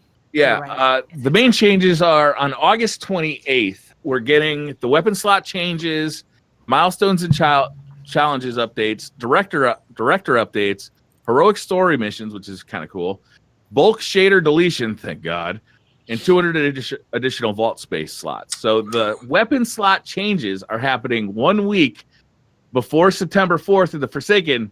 We're getting a 1 week meta. This reminds me of before the Taken King came out and we got to play Rift. Yeah, right. Which was a brand new Taken King game mode, and we got to experience what that was like. It's gonna be so fun. That is awesome. Do you remember the week before Taken King came out? They changed the sandbox in giant ways, but we only had access to Year 1 weapons. Mm-hmm. We didn't have access to Taken King weapons, so we had this really unique meta for 1 week, and that's what we're gonna have here 1 again. week pulse rifle meta. We're going to have Destiny or Year 1 Destiny 2 weapons for a week, but switching up all the weapon slots. Triple shotgun for the win. It's going to be EP shotgun and perfect paradox. Let's go.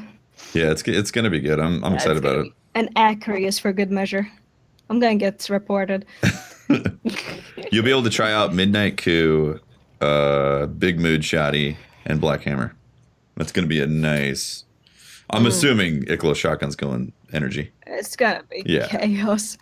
That's going to be really nice. August 28th is going to be a lot of fun, and it's going to give us it'll be something for the week leading up to Forsaken. For one thing, bulk shader deletion.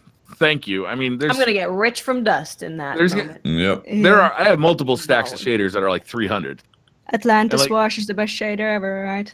There's no way I am going to spend my time deleting one at a time of 300 stacks of shaders, right? Right. I got some that are close to 1,000. So I'm sure. Casual. I'm sure. I try deleting them as I get them, but then it get more and more and more, and then it just never ends. There's just some that you don't use, and I just don't have the patience to sit there and delete them. And right. Let them get pushed out of the. I leave them in the postmaster. For their ones I don't use, I just leave them in the postmaster and let them get shoved out. I can't stand notifications. It's blinking. I have to go. I have to fix it. So I can't. I don't have that problem. Just do some strikes. I'm the same with you. Do some strikes for a while, and then they get pushed right out really easily. Yeah, they're gone. Yep. Do an hour of Crucible, they're gone. Mm-hmm. It's true. Then obviously we get the 2.0.0.1 on September 4th. That's the Forsaken, and that's when the big drop is. It's exciting. It's going to be an exciting month. I mean, we got the reveal stream on August 4th. We got Solstice of Heroes is next week. Yeah, Solstice that's of true. Heroes. levels. I'm excited for that. The armor looks really cool, and I love the idea of unlocking the armor. And I really like the armor glows. I think that's really cool too. So I'm looking forward. I just want that battered cape ornament for my hunter. Yes. Yeah. Complete my hipster fantasy. That's I've been wanting that for a while. I had that light level 5 cape equipped whenever I can, but it brings down my power level so much. But now I'll be able to like be a ragdolled hunter with that and with decent power level. Fashion is important, guys. It is. It's very important. Briar, let me mention something here. In the update, it talks about What update? In the development roadmap, it brings up the in-game lore, right? But there's also something else that dropped, and we got to find out what Mylan Games has been up to. Yes. Oh yeah. So Oh my gosh, it's so cool. Today he was able to announce that his project that he was working on, if you don't know, Mylan Games is one of our lore community content creators, and he's been a guest on our show before. And he went to work for Bungie, and today announced what he had been working on, and the first volume of Dark Mirror, which is the Destiny Grimoire Anthology, Volume 1. So he's been going through and curating the Grimoire from Destiny and putting it in these, they look like leather-bound, hardbound books that are, if you're a fan of the lore, I don't see how you don't purchase one of these. Yeah, I pre-ordered. This set is, it looks I'm gonna pre-order. beautiful. I'm sure it's going to read well. He's organizing it in a way that I'm sure will be palatable. You'll be able to go and look for it. And I know it's not in-game, they are doing the in-game, but for those collectors, this is going to be something you're going to want to have for your bookshelf for sure. Yep. Yeah. There's no doubt I'm getting this. Yeah, absolutely. And it's going to come out in volume, so it's going to be like, this is just volume 1. We're going to have like a. Gonna need to build a library. Yeah, Grimoire Britannica. Yeah. Australia Canica. I'm glad they pulled a community member to do this. Yeah, that's really cool. Yeah. Yeah, it looks like a fantastic book. I can't wait to get it. Mm-hmm. Yeah. So congratulations. They talked a little bit about the new challenge system. Have you guys been kind of keeping track of this challenge system that's going to replace the milestone system? No. A little bit. Yeah. I've seen. So this is kind of cool. This is going to be, it's kind of funny they're calling it the Blade, which is kind of showing the Bungie's Xbox roots, because the Blade from the Xbox 360's original UI. So this Blade is going to come out similar to the milestones, right? When you're on the director, but it's going to have challenges in it, and those challenges are going to be refreshed every 4 days, right? So there's going to be a 4-day reset now instead of a weekly reset on these challenges, and the challenges are there's going to be a new one every day, and they're going to have this is going to be how you get your powerful rewards now. So there's still going to be things like flashpoints, but there's going to be like new missions and stuff that are going to be like these challenges. Who's going to be our new Flashpoint guy though? That was Skate before. I'm really surprised to get rid of not get rid of, but change the Flashpoint entirely. Mm-hmm. I wouldn't be upset if they got rid of flashpoints. To me, it didn't really. They're not panning out to what I think they thought they were going to be. Yeah. It just. Yeah. I mean, I think that they might do away with it. Bounties will also give powerful rewards in the future. There's going to be multiple ways to get the powerful rewards. Yeah. Yeah. Exciting. I don't really think the flashpoint is the problem specifically. It's the system of leveling and the rewards that you get from that stuff. Yeah. Well, I'm also focusing on public events. That's obviously not as good either. Just more stuff to do and more variations of the rewards that you get would make flashpoints better. I don't really know where the super flashpoint is on a weekly basis, and I don't know that I would notice it if I was on the planet that had it. Well, that's why I would much prefer for this to be like a world boss situation where a world boss spawns on a planet and you have to go and hunt this really difficult world boss. Yeah.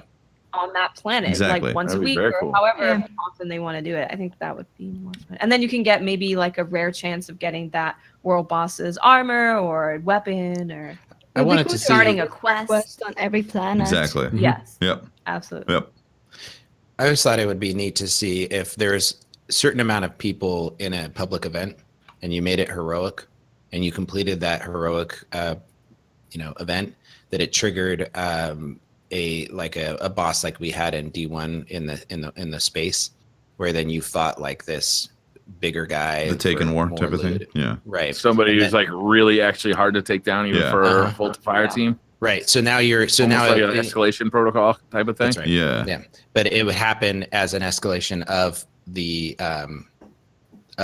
public event, and you could activate it on any planet and any public event as long as you had X amount of people to engage in it. So I think that highlights the issue with Flashpoints right now is it's mid-game content instead of end-game content, but it's positioned for us as end-game content. Escalation Protocol was like, oh man, this is awesome, That's but true. requires end-game gear. And That's right. then you got end-game rewards, and that's what they need to refocus that stuff on. So it feels like end-game content for your weeklies. Sure. Yeah. Yeah. There's a lot of stuff in this. It's been a big week, and we still got a month and a half till Forsaken Yeah. drops. Yeah. So I think one thing we didn't talk about, which I think we need to bring up just at least a little bit, and it was during the Whisper of the Worm, because the fashion thing reminded me, is that once you've got the hammer, there's 2 packages you could purchase from Eververse that are shaders. There are ornaments for the hammer. Some people are okay with it. Some people, obviously, it goes down to like, hey, why isn't this stuff in the game? Type of thing. I ended up buying it because I freaking love the gun and I want those ornaments. But Yeah, I love Ares too much to not buy it, but honestly, my only issue with them is the pricing.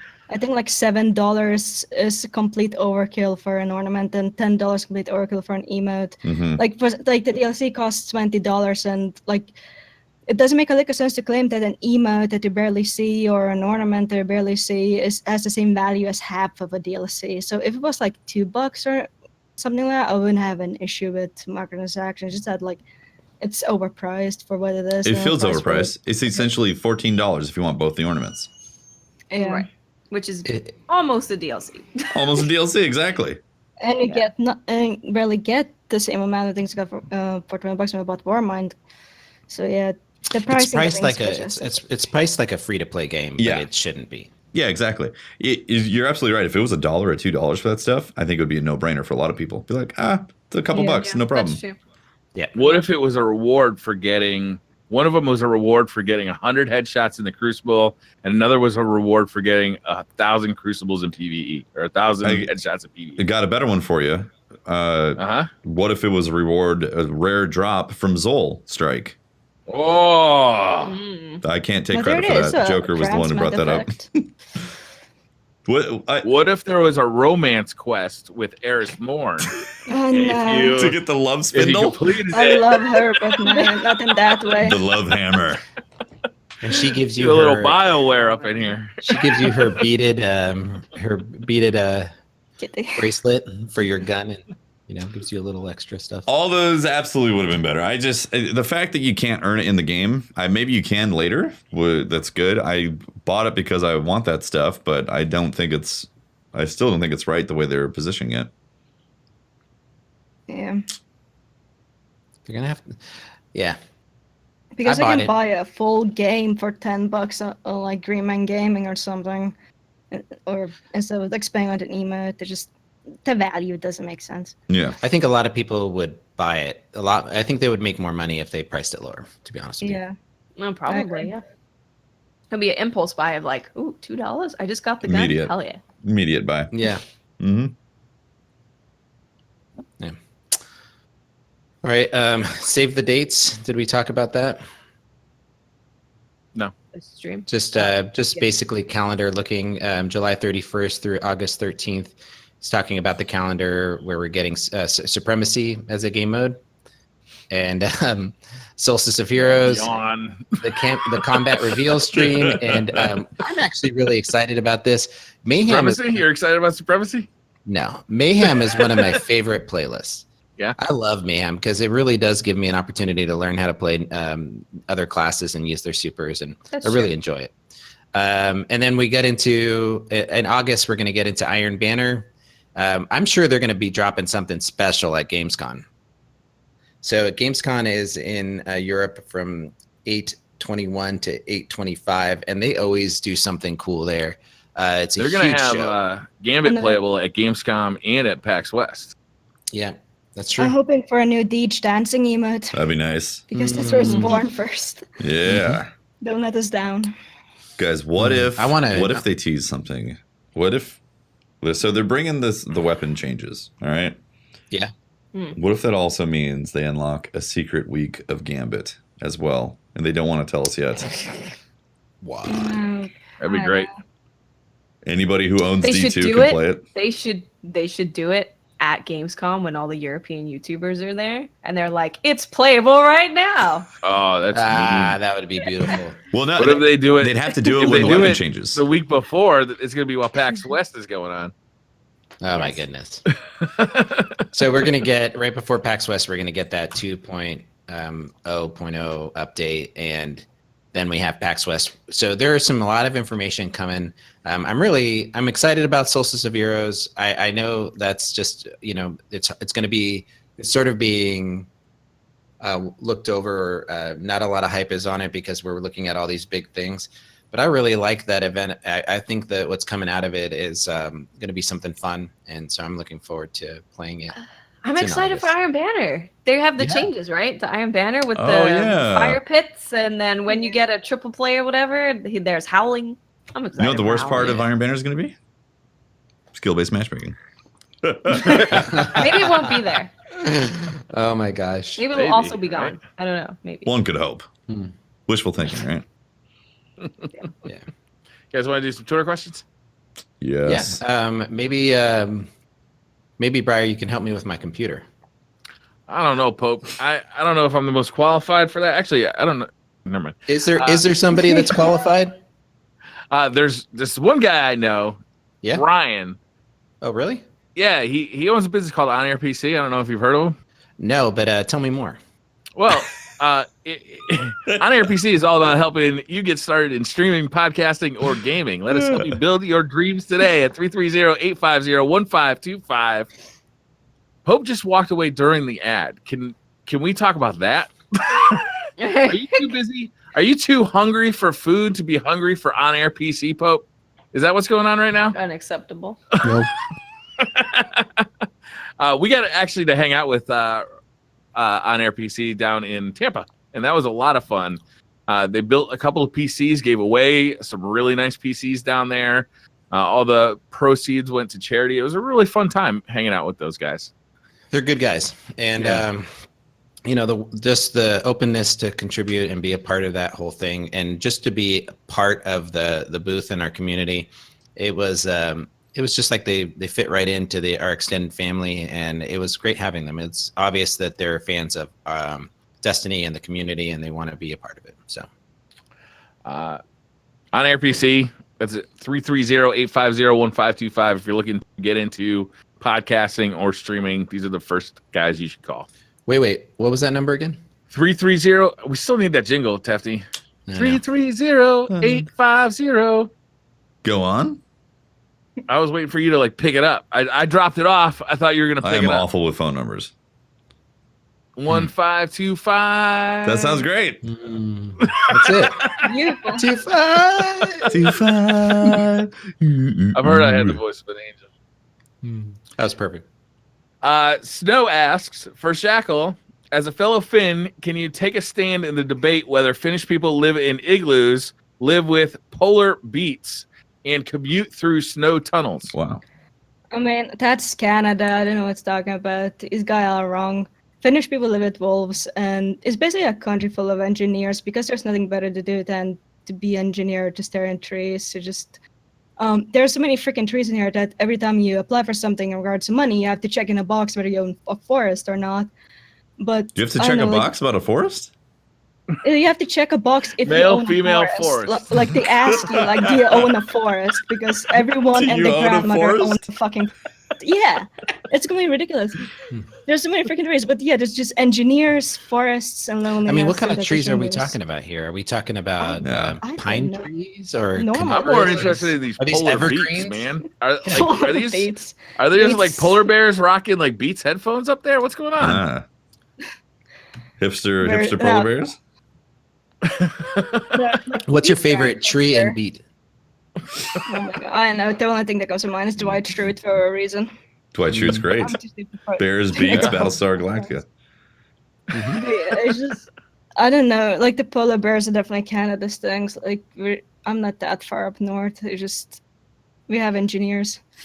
I mean, I gotta ask you. You own a During forest? there's a time of the year that you don't there's the daytimes are very short, right? And the Yeah, nights it's are long. horrible. Is that something that like how do you guys how what's your longest night? Depends on when. During the summer, the sun never sets, and during the winter, it never goes up. So during That's got to winter, be like, weird. That's got to be yeah. weird living in a place where the sun never sets, or the that cycle of the seasons. Yeah. Living near in a Mediterranean climate and feeling those cycles every day and having seasons, it would just seem so strange. You know, to live there. if you own a forest, then you like the sun is blocked out from all the forest, you know? Right? you true. still see the sun. You can't escape it. But in general, like winter depression is real during the winter. But luckily, we have excellent mental health care because during winter, I just turn into a horrible human being. Like I barely get myself out of bed because it's darkness and man. you need to freaking inject yourself with vitamins to get through days. It gets really, really bad. During the summer, I just have a messed up sleep schedule, so it's not that bad. But it just definitely trips you out when during the winter there's no sun and during the summer there's like too much sun. Do you feel like and you have to? Do you feel like you're Yeah. super productive during the summer because the days are really long? No, I'm more productive during the night when the sun is down, so you can be alone. I'd be I'm the mowing the original lawn at like producer 2 of o'clock in Darkness the and Shadow. morning, Yeah, 2 a.m. You getting yard work done? right? Anybody up for some volleyball? It's 3 a.m. That's okay. It's sunny. It's sunny out. The sun's setting. Yeah. Let's go to the beach. Yeah. But yeah, this was you can't ever get used to it. I don't think it's just human bodies aren't meant to live in the darkness forever. Well, it sounds like it sucks there. Well, it's a great country, but like only downsides are the language, which is I don't want to get into it, and And the crippling freaking depression, darkness. right. Yeah, Right. You're really Sorry, selling good. me on Good a mental visit health. to Finland. I'm like Yeah. booking my the flight burden, right now. the burden of forest ownership. It's I like like- Canada for sad people. Yes, it's the actual. We have met the opposite of Canada. You know, you guys are the yang to Canada's yin. Wow. yeah. Beautiful. But it's like everything's excellent. We have good healthcare. We have everything good except for the language and freaking sun. So it's like Dark Souls except the modern 2018 reboot. Oh, come to Finland. It's like Dark Souls. All right. I'm Okay. heading there. I'll be I'm going scratching there. that one off the short list. Lady Face Shred says, "How much eyeliner does Shackle use to perfect her look? Because it's That's- fierce. Is that's fierce a still an acceptable term with the younglings? As a young person, I can say yes, it is still acceptable. That's a reference to back when I was streaming. I had this entire like Barbie doll thing going on in my eyes. It's a lot more subtle now, and there was a lot of eyeliner sacrificed to the gods. Like eventually, like 1 pen a week, and Wow. I don't know. Maybe I should get back to it and try to see whether my Twitch subs can fund my eyeliner addiction. But no. Well, you can just hit up Holtzman. He used to work at Hot Topic. He's got the Hot direct Topics, connect. Yeah, he actually has direct supply connections to eyeliner producers. He can get We it. saw that pure Eyeliner black. Have you ever seen that dealer. pure black paint? They have that in eyeliner form at Hot Topic now. Oh my That's great. god. He can give you the employee discounts. It's like the stuff they put on like stealth bombers and stuff. Yeah, that's exactly what you need in Finland. Just go back in all black and just scare the living hell out. Scott R. Douglas says, "How can we convince Bungie to improve upon matchmaking in game?" What? What? Don't think we need to. I really solved. Round of applause. I really wish Fix that it. when you run a strike in the playlist. Oh, he's talking about PvE. Okay, now I get it. Okay. I really wish that when you run a strike in the playlist, you would stay with the fire team that completed the strike together when you're going into the next one. That was one of the best ways to make friends for me That's back true. in It's a Destiny 1. bonding moment. It's the same Yeah, thing in it Crucible is. when two like really sweaty good teams come up against each other and they want to keep going back and forth to kind of have like a mini little tournament between them. Oh, just come over to PC. That happens all day long. That's true. Just go to PC. There's a way that they could do it a fun way. I think that if there you could have a strike emote that says like a ready up emote, and as you get the loot boxes at the end of the strike, you know, a lot of people will do like emotes, or like they'll look at they'll look at each other and they'll go like, let's play together, and then you can invite them. But it's really difficult. It would be nice if there was at very least an emote that says in chat like that, let's party up. There right? is one. Yeah. There is one that I want the fire team emote, but no one uses it. What is it? Basically, it's an emote where Guardian does this, and then in the chat it says, this user wants to Really? fire team. Yeah. I think it was a season 2 emote. When you can Maybe get we it. should make this a thing that We're learning so much today. Right? I want to go use it now. I had the best idea for a emote. I want one of those emotes with the neon kind of like holograms where I walk up behind somebody and pants them. Oh, That'd be great. that's an R rating right there. Wouldn't that be great? That would be I I mean, awesome. they would still have their pants on. It would be just like a holographic pair of pants. that I Yeah. pulled down. That's the most hunter thing I can do. Well, it wouldn't work on Warlocks because they're wearing dresses. that's Doesn't true. matter. It's the thought that counts. It's about that counts. Yeah. It's the visual. So, Uh, did teams really not stay together in D2? No. No. You always get broken up? No. Yeah, it's kind of lame. It's you It's in ruining D1 friendships. in D1 you could have like a run of like, you know, an Yeah, hour I never remember talking that. to the person, and then you at the end of it you're like, dude, I'll throw you a friend invite. This is fun. Let's play again, and you just don't get that same experience. Why did they It's really take that needs to away? change. Who flipped the Right, switch? Instead of looking into it. I don't So- know. Wrong switch. The wrong switch. I think there was a lot of wrong switches flipped. Wrong lever. Mega Curse says, which exotic weapon or armor piece are you most looking forward to in Forsaken? Wow. No spoilers. Let's No do it in a spoilers. no spoilers, super vague, poetic manner. Hmm. Okay. I'm excited. I'm interested in the Warlock, a piece of Warlock armor that makes you do the thing. Yes. Really We cool. talked about it a little while ago. Yeah, that one was pretty neat. That is pretty cool. Yeah. I just can't wait from a midnight coup to have certain explosions added to it. Yeah. That's a little too specific. That's a but okay. spoiler. My It's a bad. little too Yeah, specific. yeah. I'm looking forward to, I can't really decide because I haven't used them yet, Mm-hmm. but the two bows that we talked about before, Mm-hmm. I am really Interesting. excited for bows right now. Like Yeah. that's brand new. I'm looking forward to the exotic bows and on the side the hand cannons because I really like using hand cannons. Okay. Yeah, I'm definitely into I- the moment that ugly Warlock robe that gives amazing things, but it looks like something out of a weird low-budget remake of Mad Max. Yeah. Otherwise, Something War would wear. Be like some sort of David Bowie like music video. Yeah. I'm looking forward to a hunter embracing Mm-hmm. an Something. animal. Mm. Going to their Yes. animalistic side. Animalistic side of hunters. Mm-hmm. Yes. Yeah. Yeah. That's fun. Yes. Quentin Preorder says, started as Dark Below Christmas noob and been listening to your show for years. Thank you so much, Quentin. Aw. If you guys could create your own melee weapons like swords, what would it be? It's nunchucks. It's a scythe. It's a scythe. I want to run around like the Grim Reaper as a hunter. Aside.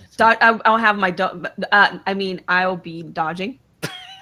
And I will be scything things. Mhm. That sounds interesting. Yes. I've always wanted increased melee damage with using a weapon that is blunt in the shape of a hammer or an axe, or something like that. That is that you could earn via, Iron Banner, perhaps. Huh. How about weapons that have blades on them have a unique melee animation? I want the Yes, chainsaw. Oh, That'd be Gears cool. of War style. No, I think I want lollipop chainsaw with acrobatics and Well, that'd be big stuff awesome. and all. that would be I really. I think I know what I want. I want to be able to legit take out a bag of bricks and lop it over somebody. So I can literally brick someone. Just be somebody. like, I like it. Yeah. I like it. You got my vote. Yeah. You have my Friendly support. fire for those blue. Is that an exotic weapon? exotic bag of bricks? Yeah. Yeah, man.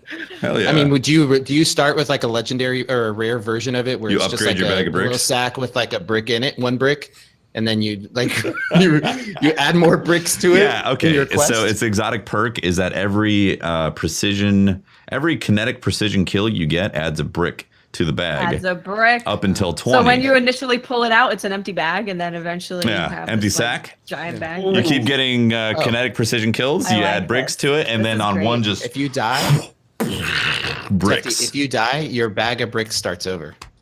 No. Come on, No, man. no. Get this. You At least one brick. If you go on a spree, right, your bag of bricks becomes a one-hit kill. But That's what I'm talking about. so Like you 20. If eventually- you have like 20 Right. bricks in there. yeah, sure. But then you got to build that up. See, I'm thinking about both PvP and PvE because Okay. bricking a captain would be awesome. Just be like, like you need to see the bricks spill out. But you got to die. If you die, you should lose your bricks, man. You No. should have to start over. No, I'm vetoing. This is my weapon. I'm I'm designing this exotic weapon right now. You don't lose your bricks All right, fine. on death. They decay over time. I think you may have accidentally said bag of dicks, but we're keeping. Did I say bag of dicks? Yes, you did. I didn't want to call you on it, but you did. Those are exotic. Oh, God. exotic dicks. That's the ornament. That's an No, that's the ornament. ornament. Yeah, exactly. Yeah, it's an The ornament. ornament You get is a bag of it dicks. becomes. Oh Jesus! That's an alright. Somebody in chat said whip. That'd be a good one. That'd be pretty cool. whip. Yeah. Yeah. Like a Kratos is sword thing. I swear I'm a real gamer and I know the names of weapons. Sword thing. Have a Titans have a cat of nine tails. Have a hunter. Kinky. Little leather series for the hunters. Yeah. Nick asks, Guardian in need of advice. I'm a self-proclaimed casual who wants to win the Triumphs t-shirt, but my clan never seems to get it together, and I've never been able to run the raid layers. How do I find teams willing to help? Join the DCP Discord. Yeah. That's a just good join start. A bunch of discords. There is All a right. lot of LFGs out there. There Yes. are. We've recommended the 100.io often in the past. It's a fantastic resource to join a clan. My clan is recruiting right now the Warren on PC. So if you want to get together with a good group of people over there, Reddit, the Destiny Sherpa Reddit. Mhm. yep, Destiny Sherpa Reddit. There's a There's Destiny a lot LFG of Discord LFGs. that's very popular. Yeah.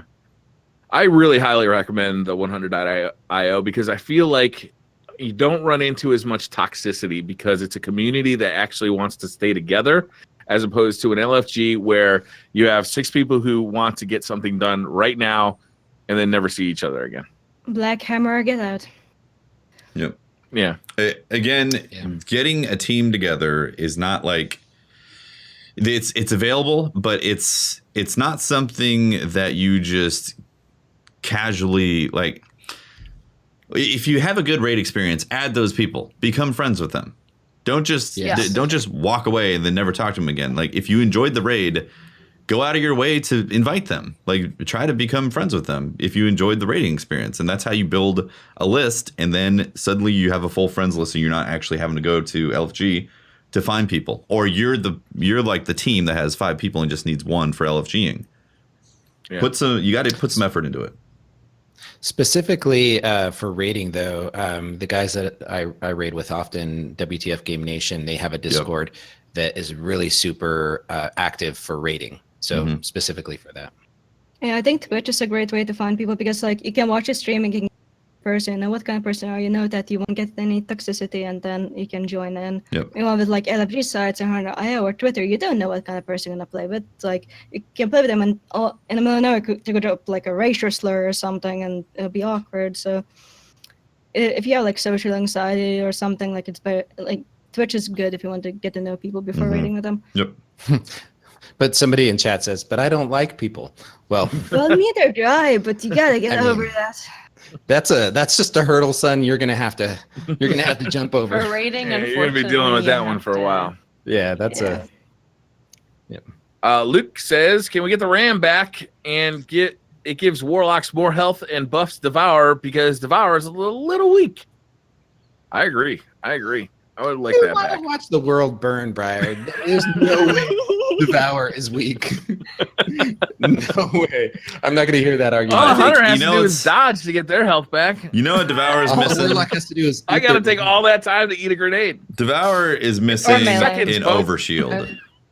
If you proc Devour and got a 150 health overshield on that, then I think it'd be good. And then we're talking. Yeah, that sounds good. Yeah. Every time. Devour, overshield. Zabe says, "You all have a child born on Bungie Day 7719. Bungie offers you $1 million if you name it after a person, piece of armor, or weapon in the game." Rahul, I will do anything for money. I mean, jokes aside, I think Oros is a nice name. It doesn't like ring a bell. Like it doesn't have like a real association with Destiny. Like when people think of Oros, they don't think of Destiny as much as when they heard the word Ikora. But yeah, I don't know. I think Oros is a nice name. this is pretty easy. I'm going. I'm taking that $1 million and I'm going with Black Hammer. I'm going Boy or girl? I'm going with Midnight Coup. Midnight Coup. Yeah, easy. like- Yeah. I'm gonna go with Randall. I like it. Atheon times Randall. conflicts. Atheist Briar, time conflicts. True story. I almost named my daughter Mara. They're Nice. gonna name her Mara Sav. Like her middle name was gonna be Sav. So Mara Sav. Were you actually offered $1 million from Bungie? No. You're Yes, gonna do it for actually, free. I was We gonna. got I off get cheap. paid. I'm part of. It was actually part of the perks of my salary, you know, because I get paid to be Right. working. You know, I'm a Bungie shill, Yeah. right? So Yeah. it's definitely. It's hard work. No, I like some of the names are really attractive though for naming your kid. Tess Eververse. Tess Fen- Eververse. Oh my god. Venture said fantastic things. That's what you name Yes. your adopted child. Oh my Twins, gosh. you get Tess and Fen. What are you trying to say about adopted children, bro? Saying that you don't love it because its name is Tess. You pretend, you put on a good show, but we all know deep inside you don't love Tess. I think she's she's got a nice personality, you know. She's kind of obsessed about her dad though, a little bit. She's got kind of a daddy complex. Sorry, Kishi says, "I have no idea when this airs because Norway, but I'll throw in a question. Wish Ender Exotic Bow appears to one-hit kill to the head in the video teaser shown tonight. I don't think it will because that would be insane. Thoughts? I don't think it will. But it We'll did. see. Did it? Was that a full health guardian? They said in the video that it was a working build, so things could easily change in that. I don't know. It appeared like it one shot and overpenetrated, but I don't know. We've also heard that bows were going to be like a 2-shot, so I don't know. It looked like some of the bow work was getting a one-shot kill headshot. So, That's what and- we're literally talking about right now. No, I know. That's what I'm saying. Good observation, But Pope. like, no, did you watch the Game Informer? That's Is what that we're what they're talking talking about? Shit. On the head. Somebody hit Pope with a bag of dicks. I can't believe it. Really? I mean, I checked out for a moment, I guess. Please pay attention to this. Like they I'm so said sorry. it was a working build. Things could change. So yeah, that video looks like it, but it might not be the way on release. Charlie B. Davis says, if money was no object, what would you do to improve /refine /support your already excellent podcast? Thanks, Charles. We would pay ourselves a very large salaries. There would be monster salaries Yeah. happening for about 2 months until we all fucked off. Oh my gosh. I mean, What the would be recording, everybody's office would look like an NPR studio. Yes. I think we just go with the racetrack. $50,000 cameras pointing at us. We go with the racetrack. We record live on the racetrack every week. Yeah. Oh, What I if dig we that. Yeah, Lamborghinis. what if bought like an island Sure. Okay. so we could all sit in the same room? We could all move there and Wow. sit in the same room to record live. And we can get the best internet. On an island? Best. It would, Yeah, it would require money that. is unlimited. Money is no object, unlimited. Kathy. We actually We can go have under the water. a fiber optic line laid along the ocean floor to Exactly. the island. Yeah. Can we build a space station? Yes. Okay, cool. I'm in. We could live stream Sunday. Camel Race Tuesdays. Camel Race Tuesdays? Yeah, I mean, it's a slow day. You know, it's a hangover day. It's reset. But Briar, when are we doing our Lamborghini That's bumper Saturdays, cars? man. Okay. Bumper cars, We go have to some space? respect for the Italian Move to car, space. man. That's Italian engineering, man. I thought we were doing a bumper. Like what's that? Lamborghini Derby. You know, destruction No, if derby. we're gonna do bumper cars, we're gonna use something shitty like Porsches. Okay. Fair enough. You gotta I have those standards. recall it was Lamborghini bumper cars with the racetrack. Or Ferrari. Unlimited Right. money. We can use Well, we're gonna Lamborghini. have to have 2 Lamborghini racetracks. One for the bumper Okay. One will cars. be a figure 8 for bumper cars, and one will be a street racetrack. We'll just like a rebuild. city. We can rebuild a city and we can race through the city streets. I don't like it. We're gonna need shopping, Like so we're gonna a- need a city anyway. We're Wow. This is everything. I'm liking this unlimited fun thing. This is gonna By be good. Mars. Yeah. It's a Have we lot of- mentioned the Patreon? this is actually this a is where serious. your hard-earned money will go to. This is actually a Very serious exciting. question when you get down to the middle of it. Like what we do to improve the podcast really comes from what the patrons provide us. And right now, their support for us allows us to do the things that we do, and we like the way the podcast is. Yeah. And we like how it is, and the relationship that we have with them is what makes it possible. So There's always a way to improve it. There's always things we could do to the Yeah. audio. There's always things we can do to the video. But we're always working on it. Yeah. Yeah. It Absolutely. could be in space. So Spacecast. Space Mm-hmm. it could be in space. where nobody can hear you podcast. In space. Nobody can hear you cast. Alan says, which new exotic would you like to bring to any of the old raids? Wait. From the old raids? that- Bring in a new No. exotic? No, A new exotic to old raids. Oh, okay. Got it. Exotics? Can I go with the new black hammer? Yeah. Yeah. It's easy. Yeah. That's it. That's the answer. We'll like one phase everybody. It's gonna be great. And honestly, Rick? I'd want it to be in the heavy slot too. I like it in there. I have Sins and Destiny 1, so it's like Exactly. Yeah. Tyler Gang, we kind of talked about this before. We'll try and keep this one brief. Is Bungie going too far by spoiling everything through announcing along with Game Informer? Yes. I don't know. I'm sorry. I have mixed feelings about it. Like, they have to advertise their game, but it's like it's my choice. But so, I know. I think they went too far with Warmind because they showed the entire freaking story in that one trailer. But I think they're doing fine with Forsaken because they haven't shown much of a story, and there's still much left in the script. But it's like I can mute the words, I can mute the terms, I can avoid the spoilers. Like, so I don't know. It could be better, but it's certainly not as bad as people make it out to be. It's bad. I'm sweating over here. I'm trying not to look at my Twitter timeline. Mute everyone. IWA Game Over says, longtime viewer, love the show. My question is, when do you think the raid will drop for Forsaken? I predict 4 days after, God. the Friday after. Historically, it's going to be 3 or 4 days, which sucks because that Yeah. means you're going to be able to level that quickly to actually do the raid. I agree. I want it to be like 2 weeks. Yeah, I don't want to level that quickly. I want it to be like a 2-week leveling, or at least 2-week, maybe 3-week, and then it would be great.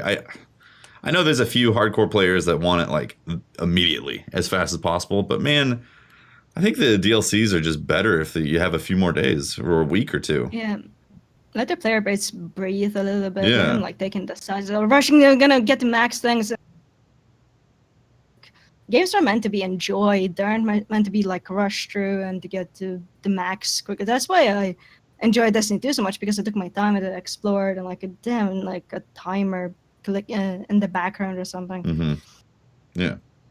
It is part of the raid race Yeah. component of it, is like leveling up, and it's part of the excitement. And last time we talked about this, you guys did mention that you were that excitement of getting your Guardian ready. It is exciting. Part of it. It's a hardcore grind, but it is exciting. It does separate, players that commit that time, and it is part of that. It is really interesting to see who is up at that highlights that gets to those highlight, and it is part of the aspect of it. Some of the story, some of the drama involved in it. If it's within reach, though, within 3 days to do the raid, like I think that sucks. Yeah, you're saying that you don't want it to be possible to get to the level you have to be to complete an end game. Yeah. Raid. And I agree with that completely. Like the grind is exciting, the race to get to that light is exciting, but being able to get to max light to be able to do a raid is the rarity of the people who were able to achieve those highlights, like 1 or 2 maybe max per team, was stories that were told afterwards. Like, how did you get there? What did you have to do to do that? Mm-hmm. So what if the entry to the raid was not gated by when the raid opened, but when people actually got high enough light to do it? Oh, that's like it was already available day one. Yeah. Yeah. Wow. It changed the narrative big time for how they do these launches. I don't think they would do that. Yeah. I think they like the race happening. Yeah, I think they do too. Yeah, I think the raid team specifically likes seeing people suffer through having to. I don't think they want Yeah. people to be max light. I think that's why they do it the way they do it. Is I don't think they want people to be max light. I think they want it to be, a tough thing to do. Yeah, They enjoy the masochistic aspect of it. I enjoy the chase for the light level as well. I just wish that it required at least one reset to be able to hit the level where you need to be able to actually do the raid. Because the 3-day thing, like I said, there's a percentage out there that enjoy that. But I think as a population, as gamers, we just blow through the content so quickly. And it's like, all right, well. That's what it forces you to if you want to get into that raid. Yeah. It literally forces you to find the most efficient path to get Mm-hmm. a highlight. The light difference between what we are right now in Forsaken max is pretty substantial. It's 600 max level? Yeah. Max light? I That's hope a big difference. I hope that's going to give them more wiggle room for this, Watts. I really hope Yeah. that that's going to be the difference, and it will make light matter more in PvE. Will the year 1 raids give powerful gear in year 2? Don't know. 'Cause, I mean, the way that those things drop gear right now, you could be able to go through the raids, then go through the prestige modes. That's a lot of gear. I don't think they do. I don't think they do. I doubt think that they. Yeah. Yeah, I'm doubtful. this is year 2 of D2, so I think they're going to cut those things from being leveling abilities. Yeah. But I wonder how they're gonna not let their old raids die and still keep them relevant. That's gonna be fun to see. Yeah. They'll have a spring update in 2020, and they'll bring them all back with some glowy armor bits. And then make it the challenges, or make the harder version of it, the heroic version of them. Daniel Colliver says, "What's been the most random, surreal moment you've had since first getting involved with the Destiny community?" Random surreal moments. Everything. I'd say somebody just recognizing me in, not like at GuardianCon, but like just randomly walking around Yeah. and stopping me and pretty talking to surreal. me. That was sort of surreal. That kind of But GameStop asked me to do like a launch event for Destiny 2 and like hang out at the store and like sign autographs. I was like, I can't really do that. I have to play the game, but thanks. Yeah. Like, I'm flattered, but no. Yeah, honestly, getting recognized in just public, like I was at a Winco. Somebody's like, do you do stuff for playing Destiny? I was like, yeah. It's like, oh my gosh, I watched all the, it was pretty cool. Do you ever hear your name kind of whispered? Theft. No. Like they don't want you to, like they're talking about you, but they don't like come up and say hi. No, that would creep me out. I hear that sometimes. I do the photography and I'm often in like, there's a lot of people around when I'm doing that stuff. And I'll hear people kind of like mention my name, but they don't want to come up because I'm busy, right? Like I'm doing the photography stuff. And they don't come up. I think that's called schizophrenia. Aren't you Briar Rabbit? I'm busy. Like, can't you see I'm using the camera? Fuck off!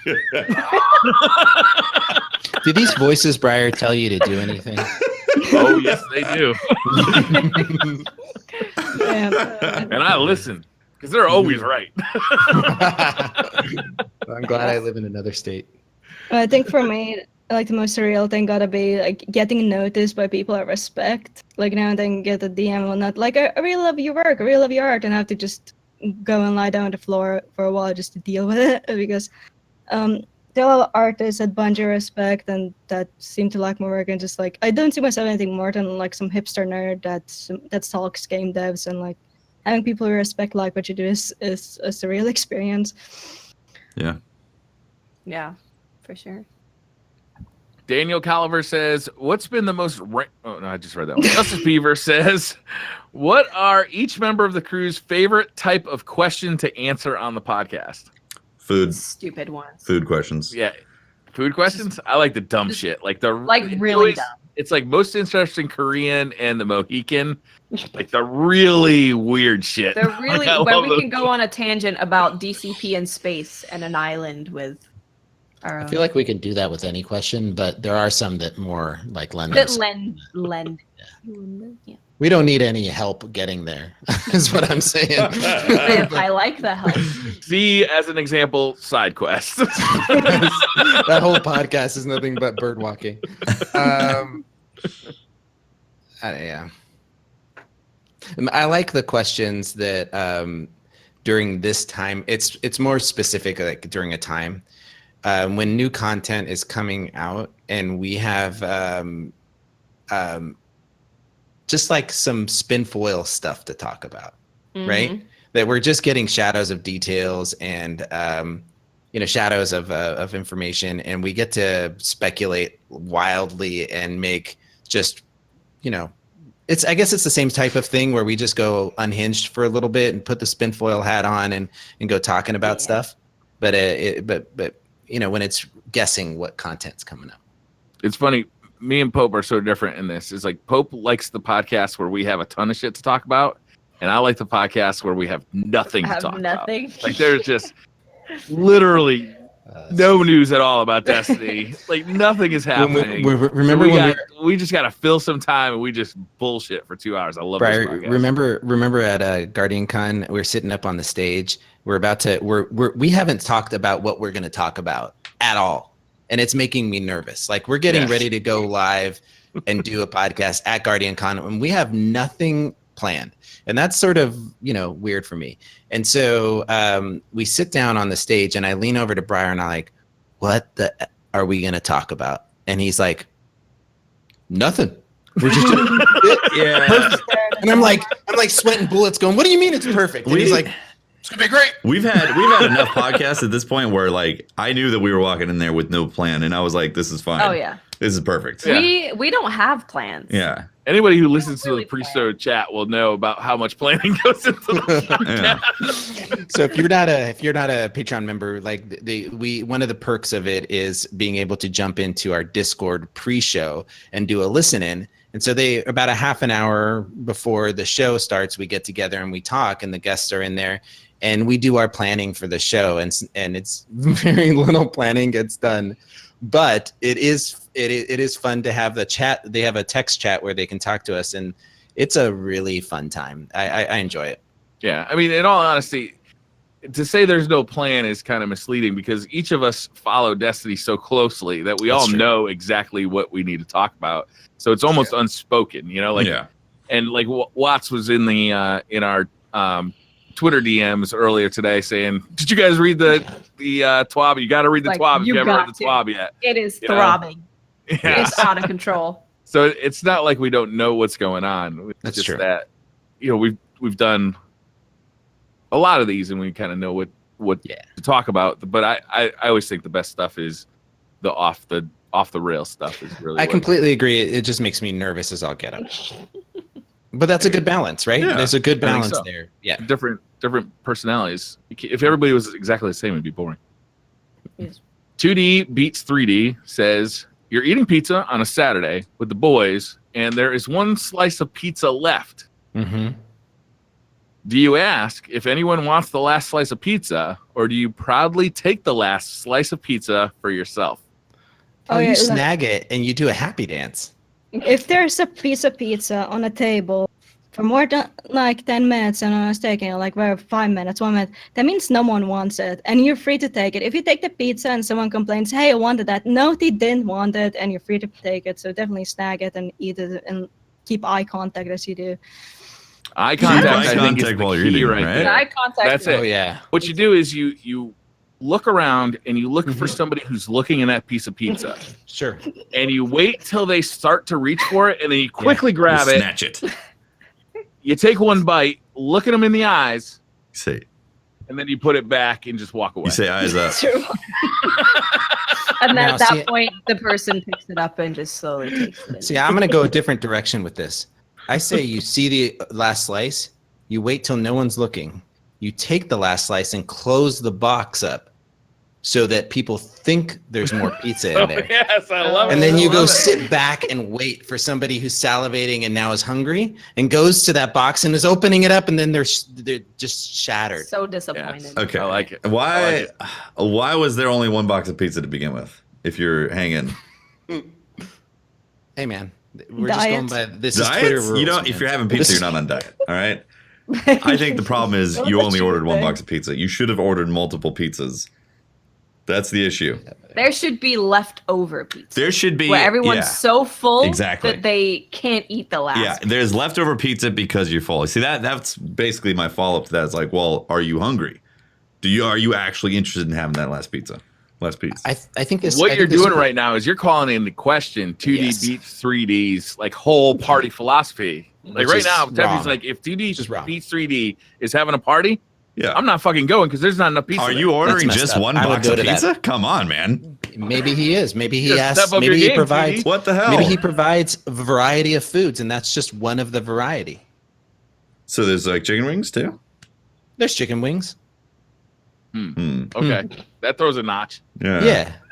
He's not one of those hosts that just has. That maybe you one don't even care item. about the pizza. Yeah, maybe he That's has it. multiple slices, multiple types of finger foods. Did he get? Does he bring beer? He has beer. He has beer, Okay, and he then has So like there's party is beer, good. We're wings, good. yeah, and a it's pizza? good. 2D's hooking us up. It just All right. happens that there's one slice left. I don't care. I got wings and beer. Huh. The Yeah, Mohican wings 9, wings and beer. We're good to go. Mohican 9 says you're driving and construction up ahead wants you to merge, so you move over. A car speeds by you to get as far down the lane as possible. You meet them at the merge section. Do you let them in so they can get in, or do you block them out? What kind of Block car him. you're driving? If it's a BMW, I'm gonna block him so much. But I'm a Let's say it's a menace inside Porsche in a car. 911S. I have no idea what I mean. I suck with cars so much over. It's a really probably expensive crashed. douchebag Back. car. Well, Like I'll if you're block the a hell out of quality douchebag, then that's the car you're going to him. go get. Quality douche. Whoa, And- are you and saying you're all getting people it- own Porsches are going to be douchebags? I mean, Come on now. I mean, Come on, I got a bunch of them to use as bumper cars. I'm not that big a deal. Yeah. all right. So there is a certain personality type that buys Porsches. What if a 99 Right. Honda Civic is doing the exact same Rich thing? is not a personality type. Yeah. folks. You block them. The answer still, you just block You them. block the crap out of You whoever block that them. is. You guys, you're all fucked up. Here's what you do: you wave them in. You're like, yeah, go on in, And then you block them? and then you lay on the horn for the next 5 minutes. Oh man. Wow. Most interesting Korean says buried alive with a spoon or lost at sea with a fan. Lost to sea with a pan. Wow, fan. I mean, What's Yeah, worse? I gotta agree. I'm a little claustrophobic. I don't think I'd like being buried alive with a spoon. But lost That's at my sea. biggest- I feel like Being buried alive. I guess I can dig myself out. But that seems more panicky than being Yeah, lost you know at what? sea. I don't know. I feel like the air's being sucked out of Nah, my- here's what it is. Is there any recorded what it is. like Here's what it real is. life history of somebody digging themselves out of Yes. a grave? Like, can that no, it's physically suffocating. happen? No, there is reports of stuff like that happen. I'm pretty sure. I'm like almost. Yeah. I'm 99% Not positive. from like Transylvania. I'm talking like real life. Yeah, like reports of crazy things happening. I'm gonna say you go with being buried alive by a spoon because suddenly Not by a spoon, with a spoon. This is a mean ass spoon, man. Yeah, The dude, are spoon you throws you in. personifying the spoon? Like the spoon beats your the ass spoon and is puts you in- sentient? What kind of spoons are you hanging out with, man? Not bringing enough pizza to the party. This son of a bitch. My God. Burying you alive. No, you are buried alive with a spoon to dig with a yourself spoon out. to get out. That's what this is. Oh wait, is that about. what the question said? Yes. Oh, I Or completely. are you lost I at thought sea it was with like a you're being fan? buried with a spoon, so the process is so painful, like because it's taking so long, you're being buried alive. That's actually how I Where thought. is the spoon? Where do you No, have no. the spoon, Tefty? Oh man. No, I So thought where it's somebody was uncomfortable. burying you with a spoon. Like I just instead of a shovel, they're And like, you're I like- have a you're like spoon. I don't know. Sitting there like- I don't think there's like, any no, way in the world you're don't. burying me alive with a spoon. Like That's why I was gonna go with that because I'd be like, I'm out of here Are later, you just nerd. laying there? Like, Yeah, I'm gonna Yeah, wake like, up and be what? like, oh, I see you've covered my back here, feet. you idiot. I guess I'm gonna 8 run or steps kick later, your ass or something. You've covered my big toe. I'm very scared right now. That's like that scene from Austin Powers where the henchman gets run over by the steamroller, and he's like, just move out of the way. Exactly. Yeah. Well, in that case, I guess I'll go by the sea. I hate being trapped in tight spaces, so there's Yeah, no it's way. not fun. There's no way I'd do that. Alan says, when you find a hair in your food, do you A, throw the whole thing away, or B, pull it out and finish it? Wait, say that again? Is it my hair? Yeah. Find a This hair is in your food, different. do you A, throw the whole thing away? What throw color away is the food, hair? Or B, pull it out How long and is finish Is it home? It really, this Is it we homemade? Are you need It does follow matter. up to this Better question. than moms. Is this at a restaurant or Yeah. is this like at my house? Yeah. Yeah. Homemade, Right, different and I- situation. I Like, need to did I have prepare other- this food and it's like a Is it straight super bear? is it super kinky hair like pubic hair, or is it What like the hell is head a hair? kinky hair? You know, like pubes. A pube. You know. Like, I'm not gonna That's lie what to I'm you. saying. Beard hair and pubic hair has similar qualities to it. It's true. Well, I mean, I Well, think now that- we know I what think your that- pubic hair looks like, guys. Oh Wow, my Brian. god. Thanks for the visual, Why do man. you, Need to why do you think swing it. Tefty's stroking it all the time? But the pubic Oh, hair is a no little one touched thicker your and longer hair. now. It's- Oh, the image is hooked into my If- brain right now. If it's a restaurant, yeah, I'm having. It depends on the restaurant too, honestly. No, it doesn't depend on the restaurant. If Is I it find hair in my Gordon food at a Ramsay's hair? restaurant, that shit is going back. And I don't send food back because I'm afraid of what they're going to do to it when they bring it back out. You're out of there. But I'm not eating it. Yeah. I am not eating Yeah. it. Yeah. Depends how much hair is in there too. Like a big clump of hair. Oh, I guess- A God. bush? Problem. They There's left the some bush health in there. problems going on. Oh, It's like no. a wig hanging out of a burger. Okay, so Yikes. for me, if it's at a restaurant, Briar, I worked in restaurants for 15 years. Uh-huh. Go The- on. You eat at your own risk when you go to any restaurant. So, But if I have a physical display of uncleanliness, that's you should see I'm what's sorry, in that's a there. step You too should see far. what's in there that's not visible. Like you. that's fine. I am You don't care. blissfully unaware. As long as you're I am- unaware. All right. Ignorance is bliss, my friend. I feel like hair might be one of the cleaner things that touches your food. Yeah. Yeah. Wow, Yeah. let's move on to the next Yeah, conversation. let's not get into this because this Going in a story. way I don't really want it to. Actually, this is the last question. Oh. Fenrir 526 says, "Would you rather have $100,000, Okay. or a box of pizza that never runs out of slices?" I do anything for money, so money. Ooh. That's good. Endless pizza. And I'm sick of pizza. Endless pizza or 100K. Hmm. I feel like 100K is nothing in Seattle. I feel like it might buy me a cheeseburger. I might buy you 1 year's worth of pizza. You could become, Or you could have Probably less. endless Money can pizza. be exchanged for goods and services. the question is how much can you proc on your pizza ability? Like, what's the How much cooldown? money can What's you the- save by never having to buy a meal again? No. How much here's- money can you make by opening a pizza Pizza place? store. You see, That's but it. this is the problem. That's it. What's the Start a cooldown? pyramid chain. What's the cooldown on your pizza ability? Okay. It never There ends. is no it never limit. ends. It's a There's no never limit. ending. Oh, hear me out. You have, All right. you have unlimited supers in Destiny. You just have to wait for Sure. it. Okay. Sure. You have a cooldown on your pizza. Is it boom pizza? What is the cooldown? Pizza, or If is it it's like boom a 5 pizza, minute you wouldn't cooldown? need to Grab hire out of it. chefs. You wouldn't need to hire anyone. You could just run it yourself. But you'd get sick of Endless pizza, though. Beautiful pizza. You'd get sick Is of every it. you piece of sell it. pizza that I grab out of this thing, like, can I choose what kind of pizza, or is it always going to be like the same? Random I think we need to pizza. push this one back to the Twitter question person. Yes. We I mean- never get it back. They never With ask again. Sometimes we do. Sometimes. Where does the Why pizza don't- come from? That's the most important thing. We need more Yeah, parameters. does it have hair on I it? mean, People Does on it- Twitter don't follow up, man. That's the problem with Because- Twitter. But I need a follow up. I need to know the cooldown on my pizza. What's the magic. cooldown on this? you know what? You're unlimited at pizza box? Briar. Let's move Twitter questions to actually Instagram questions. Let's Instagram? these Twitter people. Yeah. So you can follow up? No, I mean we're gonna start asking questions on Instagram now if these Twitter people can't. Yeah, you know, you're gonna have to be held responsible for your questions, guys. Let's We not need to start making follow up. promises that we're not going to actually follow through on, please. no, we got. I don't know if you've checked out our Instagram. It's popping. Okay. Yeah, cool. It is. It's good stuff, Awesome. man. If you're not following us on Instagram, you're missing out. We've got some really funny. I just avoid all Facebook products at this point. So sorry. Insane. It's Yeah. fair. I think it's an awesome platform, especially with their new video service. So we've been Mhm. popping a bunch of stuff over there. No, just said it's easier to cut ties with a drug dealer to deactivate your Facebook profile. That's my biggest concern with. True. Yeah. Yeah. And not as much One- fun they're as one hanging and the out with a same drug thing. dealer either. Yeah, it's true. Yeah, get Fear of different getting shot. adventures.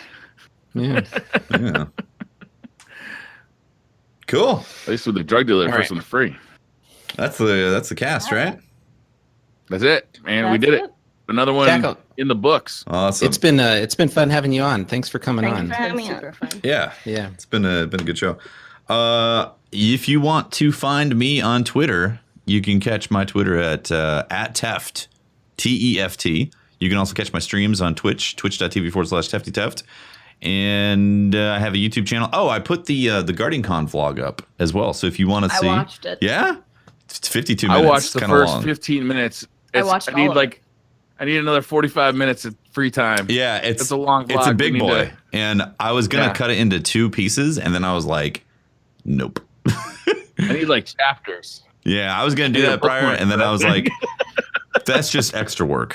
Let's just Yeah, let's just put it as like I'm 52 gonna watch minutes. the rest of it. I just didn't have a chance to finish it the first time through, but the first 15 minutes was really fun. Awesome. Well, that's on the Teft to Teft YouTube channel as well.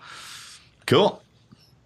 I'm Briar Rabbit. You can talk to me at the Briar Rabbit on Twitter. I started a new YouTube channel. I don't know if you guys knew that. If you've noticed on my YouTube channel, I've done a lot of tech stuff recently. So I started a new one. It's called Briar on Tech. So the Destiny stuff will be on one channel. The tech stuff will be on the other channel to kind of separate the two. So go follow that if you're interested in me doing stupid things with electronics. And I stream most weekdays at 1 p.m. Eastern over on Twitch. Nice. And I am Miss 5000 Watts. You can catch me on Twitter, Twitch, and YouTube, and talking about anime every Wednesday on Twitch Sweet. at Miss 5000 Watts. All right, it's my turn. You can catch me at Twitch, not Twitch. Wow, that was a long time. Twitter.com/ShackleShotgun and DestinyRoundup.com. And on my Twitter, you can see me fail with words, and post a lot of Destiny stuff. And this has been Pope Bear. You can find me on Twitter at Pope Bear. Make sure to follow us on Instagram at DestinyComPod. Apparently, there's somebody with DCP_live that just posts pictures of soda bottles. Really? Anyway, yeah, it's really crazy. But anyway, on Instagram we're at DestinyComPod, and then on Twitter we're DCP_live. And up next, next week we have Dot on. I'm excited to have him. He's a energetic streamer that should be fun to talk to.